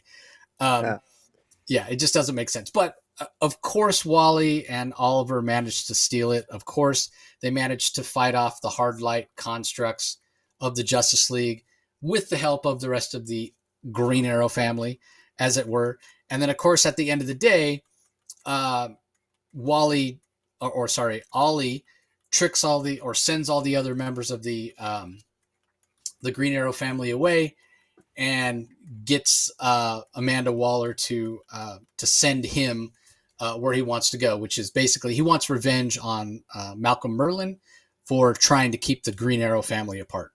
That's basically the gist of the story. So there's not a lot that happens here. There's a little kind of interlude in the middle that sort of gives the history of Malcolm Merlyn, and specifically the history of Malcolm Merlyn and Oliver Queen together, which was kind of nice and gives context for people that aren't that familiar with their backstory.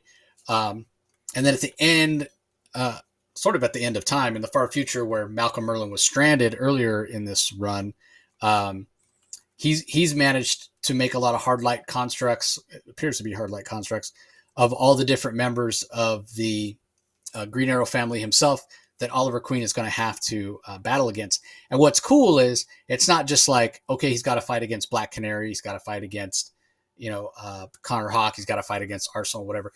It's a bunch of different iterations. So you get to see some old school costumes from some of these. You get to see the Arsenal costume where he had the purple and it was like a crossbow on his wrist. You get to see the old school Black Canary costume where she had kind of the wings coming out of her shoulders and the black headband. That was like pure Jane Fonda 1980s costume. So you get to see all these different previous iterations of these characters that Oliver Queen's going to have to fight against. So looking forward to seeing that. I mean, I'm not going to sit here and say for 1 second that Oliver's not going to win the day. Of course he is. Of course, he's going to beat all those hard light constructs, even though he looks like he's outnumbered like 25-1. And of course, he's going to defeat Malcolm Merlyn as well. And then he's going to come back to the regular time and he's going to prevent Amanda Waller from accessing that sanctuary information. Why and how does it seem like he's going to be able to do all that when he doesn't even have superpowers? Well, because the comic's called Green Arrow. That's why. So, of course, all of that's going to happen. But hopefully it'll be a fun ride along the way. I thought the art was really strong in this as well. So again, very much by the numbers storytelling here. We're not getting any plot twists. We're not treading any new ground here, but it has its moments, especially that final double page spread with all the different versions of these Green Arrow adjacent characters. So not the most innovative comic, not the most memorable, but yeah, it's fun. And I thought the art was really solid. So what are your thoughts about it, Rocky? I think I sang Joshua Williamson's praises last week on Superman, and I remember Joshua Williamson gave more than a few interviews about talking up his Green Arrow. About he clearly had something to say about the character, and I couldn't imagine a more empty first 11 issues. I mean, this is just I think there's just a stunning lack of character moments. I mean, there was the best moments were between Arsenal and Leah, and we that's to me that's the centerpiece. Ought to be the centerpiece. I'm sad to say that Arsenal and Leah that storyline is going to be playing out, and it has to play out in the pages of this series because that's an arc that for years, for a decade, we wanted Leah to return, and what happened to Arsenal and Cheshire, that story, and that's what I'm so interested in. I'm not a Green Arrow fan to begin with, and boy oh boy, he's not a family man. This entire family feels forced. I say again.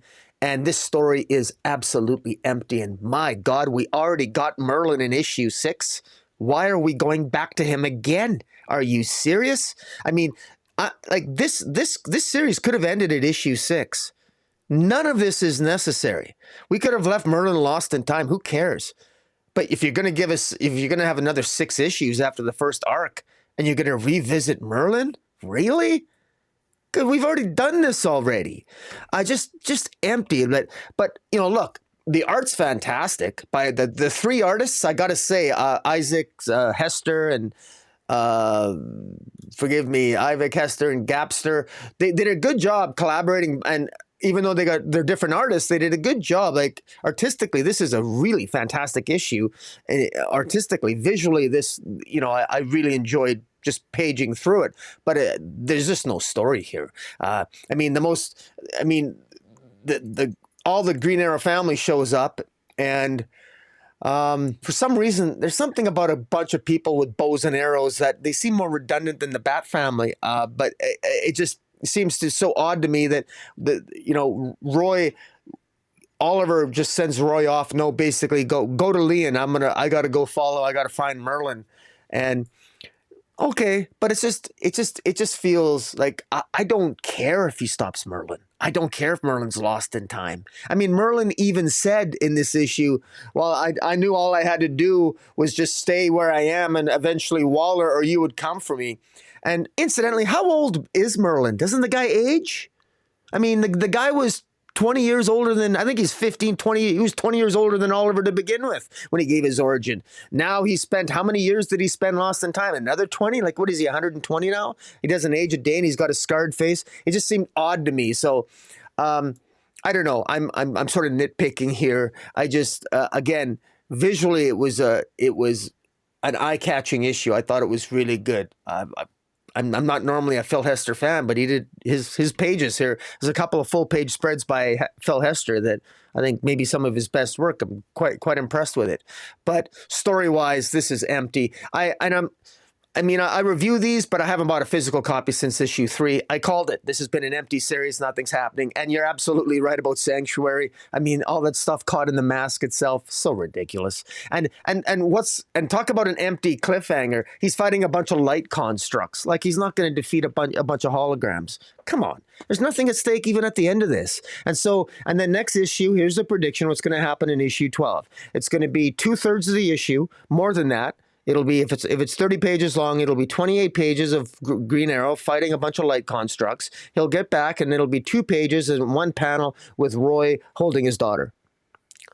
When it should be like, so it's going to be disappointing, and I just know it. And I will happily put my foot in my mouth if I end up being wrong on that, but I'm not going to be wrong on that. So my rant is over. Yeah, fingers crossed. Yeah. But I have a feeling you're not wrong. So anyway, let's move on. Harley Quinn number 39, written by Tini Howard. Natasha Bustos handles the art on this one. Nick Filardi on colors. Steve Wands on letters. I was pretty excited last issue when we were going in a different direction with Harley Quinn finally, where she's trying to talk to different villains and try to get to the nature of their psychosis. She's like offering herself as kind of working as a henchman for them, so she can sort of psychoanalyze them as they're pulling off jobs. Unfortunately, she starts after being rebuffed by Mr. Freeze, which that would have been interesting. She ends up teaming up with Maxie Zeus. Maxie Zeus, who's got to be one of the most boring Batman villains. Just the guy's off his rock. Like it would be interesting with Mr. Freeze because you can kind of understand his motivations, right? Like he wants to save his wife, but not really. It's more about him and his huge ego and what have you. Again, the Batman One Bad Day, Mr. Freeze issue was absolutely fantastic and kind of exploring that. Would have been fun to have Harley's analysis of that, not her zany analysis, but the more serious Harley, like actually digging into that and some back and forth with Mr. Freeze. But he rebuffs her and she goes to Maxie Zeus, which I can't think of a worse villain to go with. Like, I can psychoanalyze Maxie Zeus right now. The guy's clinically insane. He believes he's a Roman god. Like, there's no back and forth. There's nothing interesting there. There's nothing relatable. The guy's just crazy. And so this just ends up feeling like fluff. And with the Natasha Bustos art, which is, she has a more juvenile art style, it also lends to the feeling of this being kind of, like, I can't take it seriously. I can't take this seriously at all. Yeah. And maybe I'm not supposed to. Maybe, it is supposed to just be, oh, that crazy Harley Quinn. Oh, this is just kind of nonsensical or whatever. But I was looking forward to like actually digging into some like serious, interesting back and forth between Harley and some different supervillains. And that's not what this is at all. Not to mention, DC's done all this work to make Harley into a straight up hero, not even an anti-hero, but just a straight up hero. But when she shows up, when she meets Maxie Zeus or runs into Maxie Zeus for the first time here, she blatantly helps him escape, blatantly, disobeys lawful orders from the Gotham City Police Department. And when the lieutenant or whatever, whoever she is from the Gotham City Police Department shows up at Harley Quinn's classroom the next day, she doesn't arrest her. She's like, and Harley's like, I wasn't there. I'm like, what are you talking about? There's 30 eyewitnesses that you were there. Like, if this was actual reality, the woman would be like, stand up, put your hands behind your back. You're under arrest. You broke the law, so, not to mention she's on probation. So it lacks any sort of verisimilitude. I know you love that word. This is just, I don't even know what to think at this point. Like, it pivoted away from the whole multiverse, and we could kind of understand why things would get zany when you're jumping through different dimensions, and you got the zoo crew and whatever. I could buy all that, and with the brother's eyes and all that. But again, I thought we were pivoting to maybe a little bit more of a serious story, and instead we got that for like 3/4 of an issue, and now we're back to complete and utter nonsense. So, I was disappointed. I was disappointed. Again, it's not a technically bad comic. It's well paced. The art is good, for what it is. It just doesn't suit the story that I thought we were getting. Maybe it suits the story that Tini Howard wants to write. Unfortunately, that's not a story that I'm particularly interested in. Again, I was so excited. To dig in and have some serious, at least semi-serious Harley Quinn. But this is as non-serious Harley Quinn as almost as you can get. I mean, the only other way it could be less serious would be, leaning into more of the dream sequence type Harley stuff that we've been getting in the backups, which, I don't buy these physically, so it's not costing me an extra $1. But these backups are they're a grift. They're you can't charge an extra $1 for these terrible backups of, in this case, it's a Poison Ivy dream. But who cares? It doesn't. They don't matter. They're not ever going to have any sort of consequence, right? Sometimes they might be fun, like the sort of the Harley Conan the Barbarian type one. Maybe that's fun, but at the end of the day, it doesn't matter. It's just a way for you, DC to, or Warner Brothers Discovery, really, they're the ones that are mandating, just to kind of steal an extra $1 from their Harley Quinn fans. I don't think that's okay. It leaves a bad taste in my mouth. So anyway, maybe you have a different opinion. Doesn't sound like it, but what are your thoughts on this? Well, I never had any expectations going into this. I expected it to be bad because I thought the premise was ridiculous last issue, and it remains so. I don't think there's enough lipstick to apply to any pig that could make this story possess any degree of verisimilitude. This is Harley Quinn. She's on probation, and part of the terms of her probation is to teach a class. That is, but instead so she's violated probation, and as if the cop doesn't recognize her, that it's Harley Quinn when she's dressed like Harley Quinn, sounds like Harley Quinn, and helps Zeus or Maxie Zeus, whatever, get away with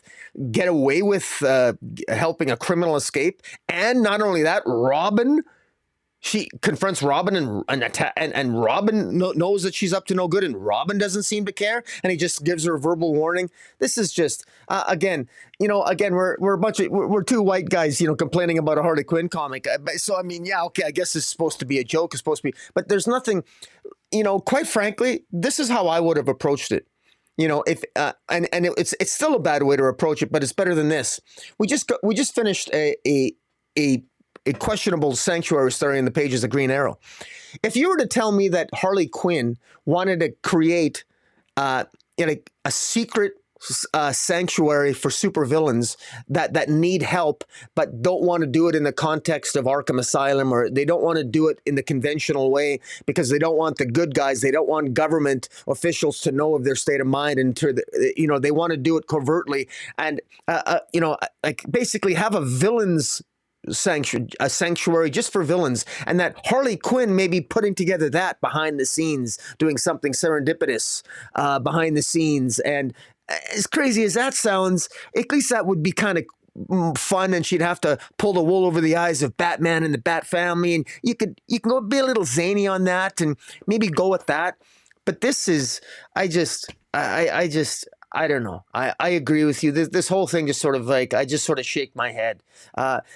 And that's all I got to say about that. I do want to give a compliment, though. I actually like the backup, Quinzel Cosmic Corsair by Erica Henderson. I actually like, I agree with you that it's sort of a pointless backup, but at least it reminded me a little bit. If you're going to have pointless backups, I'd rather have an entire comic of, it reminds me a little bit of Spy versus Spy, Mad Magazine. I used to love that. Give me stupid, over the top, clearly zany, insane Harley, maybe 1 or 2 page nonsense stories for 30 pages. I'd rather have that than what we're getting in with long main stories, particularly that multiverse saga, which I just think, God, I thought that was going to go on forever. But I like Erica Henderson. I actually like she's got an eclectic style of art. I do actually have, I got a long Squirrel Girl run there. I actually enjoyed that. So maybe that's just a little quirk I have, but I didn't mind it. I preferred the backup. And I want to give a shout out to the actual cover B by Jenny Frison. Looks pretty good. You know that Harley Quinn is always good for at least one good looking variant cover, even though that's kind of my pet peeve. I don't mind it. A very strange cover C, which is, I think, the 1 in 25. I don't know who the cover artist is, but I think it's supposed to be a play on the Spider-Man No More with a bunch of raccoons eating Harley Quinn's costume, which is in the back of a garbage truck as Harley runs after it. I thought that was kind of cool, and I would like to have that cover, except it's probably priced too high, and I never buy. I refuse to pay $50 for a comic book. But in any event, it's a pass for me. Oh, you're on mute, my friend. Sorry. There we go. That's an open order cover. It's cover C. It's not a ratio cover, so you should Okay. be able to track it down. Oh, maybe I will. Yeah. Okay. On to the last book that we're going to talk about in detail. It's Batman Dark Age #2 from writer Mark Russell. Mike Allred is the artist. Laura Allred on colors. Dave Sharp on letters. I'll start with the art.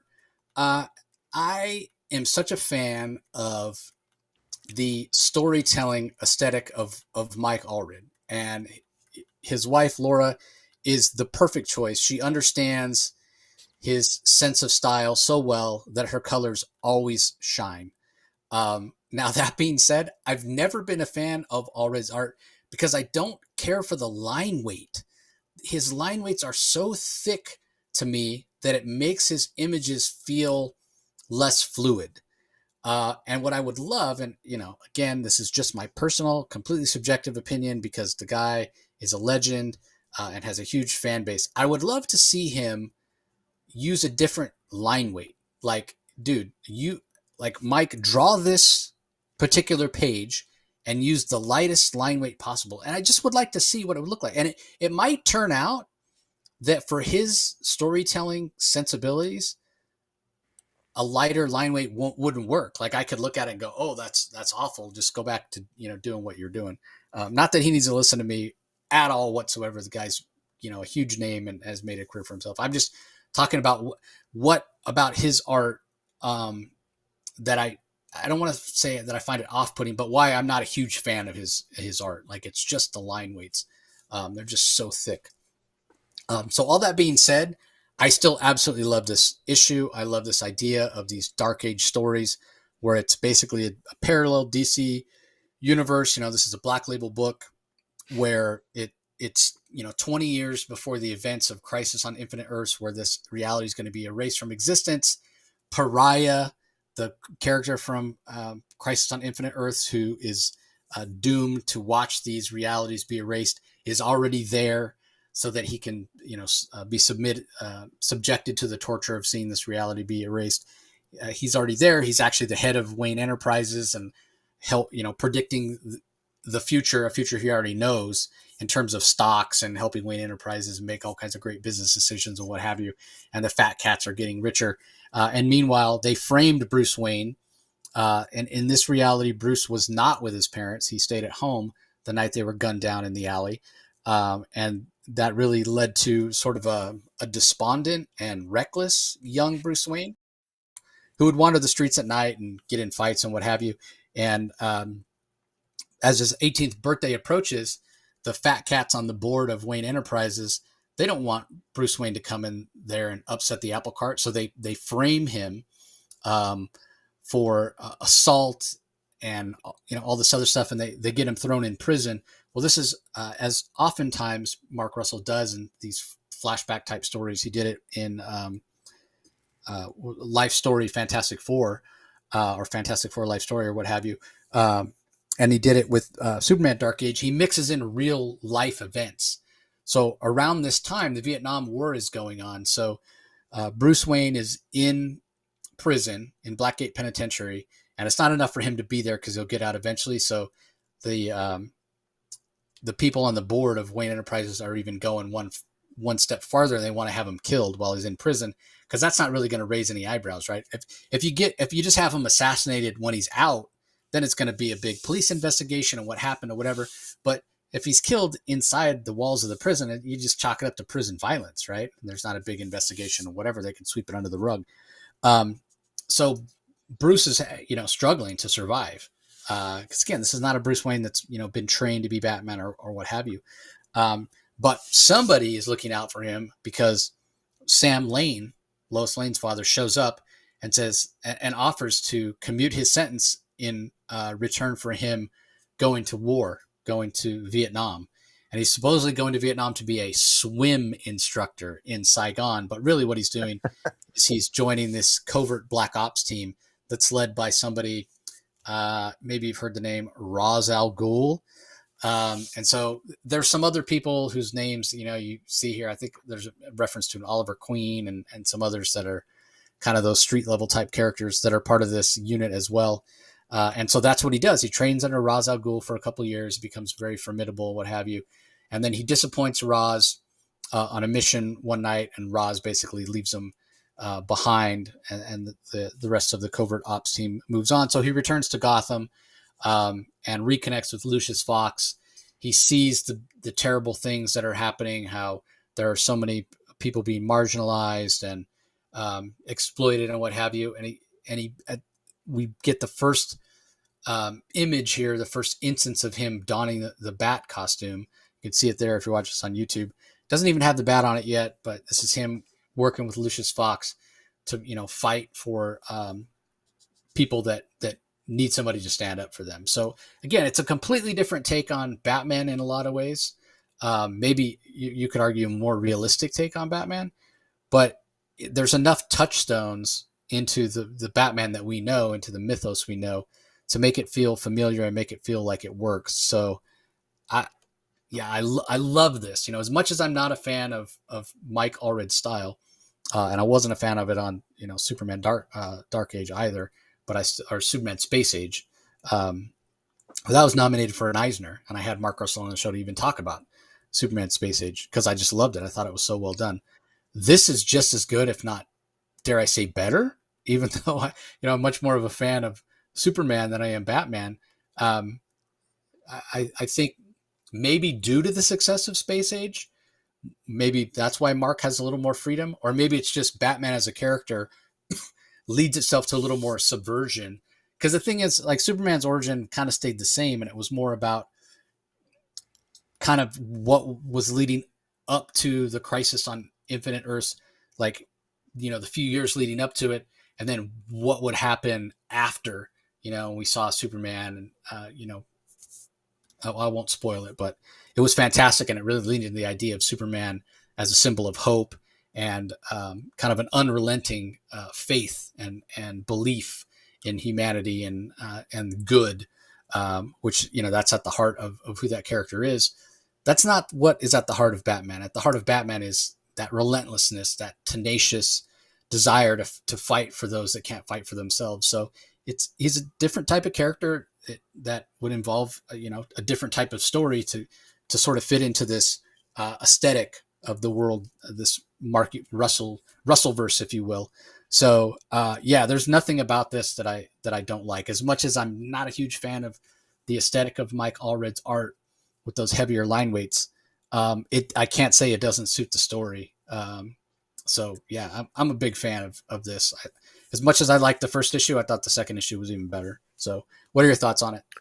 Yeah, I like the fact that I was everything that happened was unexpected. I thought I this was out. Everything was out of left field here for me, and in a good way. I like the idea of Bruce Wayne. Bruce Wayne never, like you say, he never suffered the trauma that we associate with Batman. He never saw his parents murdered, so he grew up a spoiled brat. And it's the reality of war in Vietnam that he's forced to go to. That choices are made for Bruce. This is a Batman whose forces are foisted upon him. Batman in the traditional universe, the traditional Batman we know, chose to be Batman. He chose to be who he was. He chose to avenge his parents. He chose to, when he was a young, to fight crime. He chose that he was going to train himself and avenge his parents. This is a Bruce Wayne who, in many ways, his life is was sort of pushing and pulling him in different directions. He ends up in Vietnam, against his will. He had no choice. It was either die and get killed in prison or go to Vietnam and probably get killed. And Ra's al Ghul's training him in Vietnam, and him and a bunch of other spoiled rich kids from families all over the globe. We only saw Oliver Queen. Who knows what other rich kids were there as well. Basically just sent there because of people wanting to get rid of kids so they don't inherit, and people like the Wayne Foundation consists of individuals that don't want Bruce Wayne to return, and this is a story of a Bruce Wayne whose life really he's not in control of it. Even when he returns to Gotham, because he's discharged. Roz kicks him out because he refuses to use lethal force, and he doesn't have that killer instinct. And so Batman returns, but he doesn't. It wasn't until Lucius Fox shows him this outfit, which would become his bat outfit, that Bruce finally starts to realize what his purpose might be. And he's still trying to figure that out. And I even like at the end where it looks like Slade Wilson and a group of assassins goes into Wayne Manor to try to kill him. Of course, they get more than they expect with even Alfred with a shotgun and a very well-trained Bruce Wayne. And the other wild card here that I really like Pariah. Pariah is kind of a wild card here. Pariah, more so in this issue than the first issue. In the first issue, he seemed very rational that he wanted to take over Wayne Enterprises, push away Bruce Wayne, and here he seems a little bit more crazy. He's talking about the end of the world. He's talking like the pariah that we kind of all know and love, the one that's always seeing the end of times, always seeing the Armageddon. He's even a little bit reminiscent of the pariah we saw in Dark Crisis, sort of rambling about the end of things. We know the role that Pariah played in Superman Space Age. This is Batman Dark Age, and I think it's a different Earth than the continuity of than Superman Space Age. Although I might be wrong on that. I know you speculated otherwise yourself when we reviewed the first issue, but I'm really curious in terms of why is Pariah on this Earth? Why is he so fascinated with Wayne Enterprises? What else is different about this world? We see Lois Lane. We saw Lois Lane ask President Nixon a question here in this issue, and we know that Superman was referenced. They first Bruce Wayne in the narration. An older Bruce Wayne who's doing the narration notes that he was in Vietnam when he first heard about rumblings of this Superman, but we've yet to see Superman in this second issue of Batman Dark Age 2, and I'm really curious to see where this is going. And, it's interesting. I know some people were complaining about this issue or complaining about the first issue about it maybe being a little bit off the beaten path or not the Batman they know, and disliking it for that reason, which is the very reason why I like it. Because it is different. It's a different iteration of Batman. It sounds like you like it for that reason as well. In fact, one of the things as a quick aside, one of my comments about Ultimate DC, that were the absolute DC universe rumors, which have been, I guess, now more or less substantiated or confirmed for the most part. what will the ultimate Batman look like come September? Well, I've seen so many iterations of Batman. I'm more interested in a different iteration of Superman and Wonder Woman than I had of Batman. I would have. I'll be blunt. If this was the ultimate Batman, I would have thought that would have been kind of cool because it's so different. I don't expect that because it's set in Vietnam in a different decade and what have you. But I'm actually kind of hoping that DC is not afraid to think. The creators are not afraid to really think outside the box for the ultimate DC universe. Uh, not necessarily to this degree, but I like this. This was something that's a pleasant surprise. And it's one of those things where, isn't it interesting that I find myself migrating to these issues, these out of continuity tales? I often find myself reading them first before the other comics that I read. So, as much as I love continuity in the DC universe, isn't it also kind of interesting that I find myself reading the first comic I read for the week is the one that I know is out of continuity? So it's interesting. But I thought this was very well done. I love Michael Allred. I don't have a problem with his line weights. I'm used to them. I fell in love with them on X Force way back in the day, and his wife Laura does a good job too. And yeah, it was a pretty good creative team, and I'm looking forward to is this 4 issues? I think it's Or 3. 3? Okay. I almost wish it was 4 because I don't know if we can wrap it up in one more issue, but whatever it is, I'll be happy. I hope. Yeah, you make an excellent point about the fact that I wouldn't go so far as to say it's removing agency from Bruce Wayne, but I like what you're saying about, this is a Bruce Wayne where the idea of being Batman it's kind of like external forces that are pushing him in that way, as opposed to the Batman that we know, it's internal. I just think that's really, an interesting juxtaposition. So in looking at it, it is 4 issues, and wow, the cover on issue 4 looks fantastic. So yeah, we'll see as far as the kind of the ultimate line or absolute line or whatever. So here's the thing: like, there's a buzz about it. It's going to happen, and blah blah blah. It's coming in September. It's not like DC hasn't tried this before, but they couldn't stay on a. That's what the Earth 1 line was supposed to be, right? Coming out as these hardcovers. We had Superman Earth 1, we had Batman Earth 1. I would say either of those is worthy of being the ultimate, but I don't think you can go back to that well because too much time has gone by. I think we got 3 volumes of Superman Earth 1. I think we had 2 of the Batman Earth 1, which was Jeff Johns and Gary Frank. But yeah, I mean, I think the problem there is they were big, they were standalone graphic novels basically, and so they were took much longer to produce. If you want them on a monthly schedule, you got to do it a little bit differently. So, but I would be up for this version of Batman to be the absolute version. But yeah, as you mentioned, the timing just probably doesn't work out. But what I hope is that whatever absolute version of Batman we do get, it's at least as good as this Superman Dark Age, or at least as good as Batman Earth 1, which I really enjoyed as well. Yeah. But anyway, that does it for the single issues that are out this week, everybody. There are a number of collections, starting with Zatanna by Paul Dini. It's 440 pages, $50. It collects the Zatanna 1 through 16 series, as well as a couple of specials for Zatanna. So if you're a big Zatanna fan, it's probably a must-read. We also have Flash Volume 20 trade paperback. This is collecting the end of the Jeremy Adams run. Highly recommend it. It's issues 797 through Flash 800. It's 128 pages. Then we've got Booster Gold, the complete 2007 series book 1 trade paperback. So this collects 0 through 14 of that Booster Gold run. Then we've got The Joker, the Man Who Stopped Laughing, Volume 2. This collects the second half of the Matthew Rosenberg recent Joker series, issues 7 through 12, which we weren't big fans of. But those are the collections that are out this week. So if you are so inclined, you like to waiting for trades or what have you, there's a number of decent trades out this week. So, Rocky, I know you had several books that you were considering for your book of the week. Have you narrowed it down?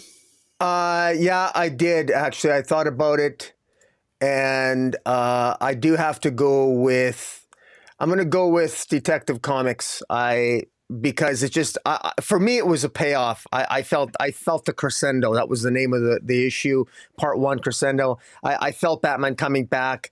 I felt rewarded. It felt cinematic in parts. I love the art. I love how things are wrapping up, and I love I love how he integrated Talia as well as Selena, and Batman was like a James Bond. He slept with both. I mean, he almost betrayed Selena, but he didn't because Talia saved his life too. The two women that he's in love with played key roles in saving his life. Both Talia and Selena, and Talia and Selena both love the same person, and they have an uncomfortable. There's always tension between Selena and Talia, and yet they both work together to save Batman's life. And then I still wonder if Selena knows that. Just senses that Batman slept with Selena, or if maybe Talia called or actually called and told Selena behind the scenes. Because why Selena is talking to the Joker at the end of this issue, I don't know. But I don't know. I really thought I've you know like I say, I read these detective comics usually every time it comes out. I'm reading the issue twice, sometimes three times, because it's exposition heavy. I understand a lot of the criticism of Ramby at times, but this feels like a payoff for me, so that it gets my vote. And what about yourself? Well, you can probably guess what mine is. It really was kind of a downer week for me. I don't know. Just a lot of the books really didn't speak to me this week. So I got to go with Batman Dark Age. I think it stood head and shoulders above everything else this week. I just thought it was really fantastic. So, I would have liked to. It's kind of weird, as much as I enjoyed Batman Dark Age, I wanted to read Primer this week, and it's weird. It was in the original digital press for this week, and the release date says it's coming out this week, but I don't see it on particular sites that say it's coming out this week. So yeah. I don't know if it's come out. It's not like it got moved to a different week in our press area. Like they delayed it a week or what have you. So I don't know if it's actually coming out this week or not. But I didn't get a chance to read it before it disappeared from this week in the press area. So yeah, maybe that would have been my book of the week. But regardless, Batman Dark Age I thought was really fantastic. Really, really enjoyed it. So, that's going to do it for this episode, everybody. We appreciate you joining as always. Apologize for the rants. Again, nothing personal against the creators. These books just really get us fired up sometimes. So that's a good thing. As we often say, the worst is to have no reaction at all. So anyway, like I said, that's going to do it for this episode. Don't forget to head over to Rocky's YouTube channel, especially if you're listening to us on the Comic Source audio feed. Head over to YouTube. Comic Space Boom ! Is the channel. Once you're there, you know what to do. Like this video, subscribe, ring the notification bell so you know when new videos are coming out. Leave some comments below. Let us know your thoughts on the books this week. Conversely, if you check us out on YouTube every week and you are curious about the other audio-only content that comes out on the Comic Source, well, first of all, everything now for the Comic Source does come out on YouTube as well as audio-only. But that's not to say there's not, over 2,000 episodes of audio content that you can go back and enjoy whenever you feel like it. Long car ride, subway ride, whatever. Just go to your favorite podcasting platform, your favorite podcasting app, do a search for the Comic Source and subscribe. And don't forget, currently on the Comic Source YouTube channel, every day I'm releasing Spawn Daily, which is this project where I'm going through and reading not only all of the Spawn series, but also all the tie-ins, crossovers, miniseries, all that sort of stuff in a chronological order to get a great understanding of who Spawn is. It's an exciting time. I'm really enjoying where Spawn's going right now. We're getting close to issue 100. Big events happen in 100 that just recently were referenced in Spawn 350 that came out earlier this year. So if maybe you read Spawn 350, you never have read 100, have you, perfect time to go. And now, I heard that there's a new ruler of hell in Spawn in 350. Yeah, exactly. And issue 100 has to do with the ruler of hell as well. So anyway, go and check it out if you are so inclined. We appreciate the support as always, everybody. That's going to do it for this episode. So thanks for watching, and we'll talk to you next time. Catch you later.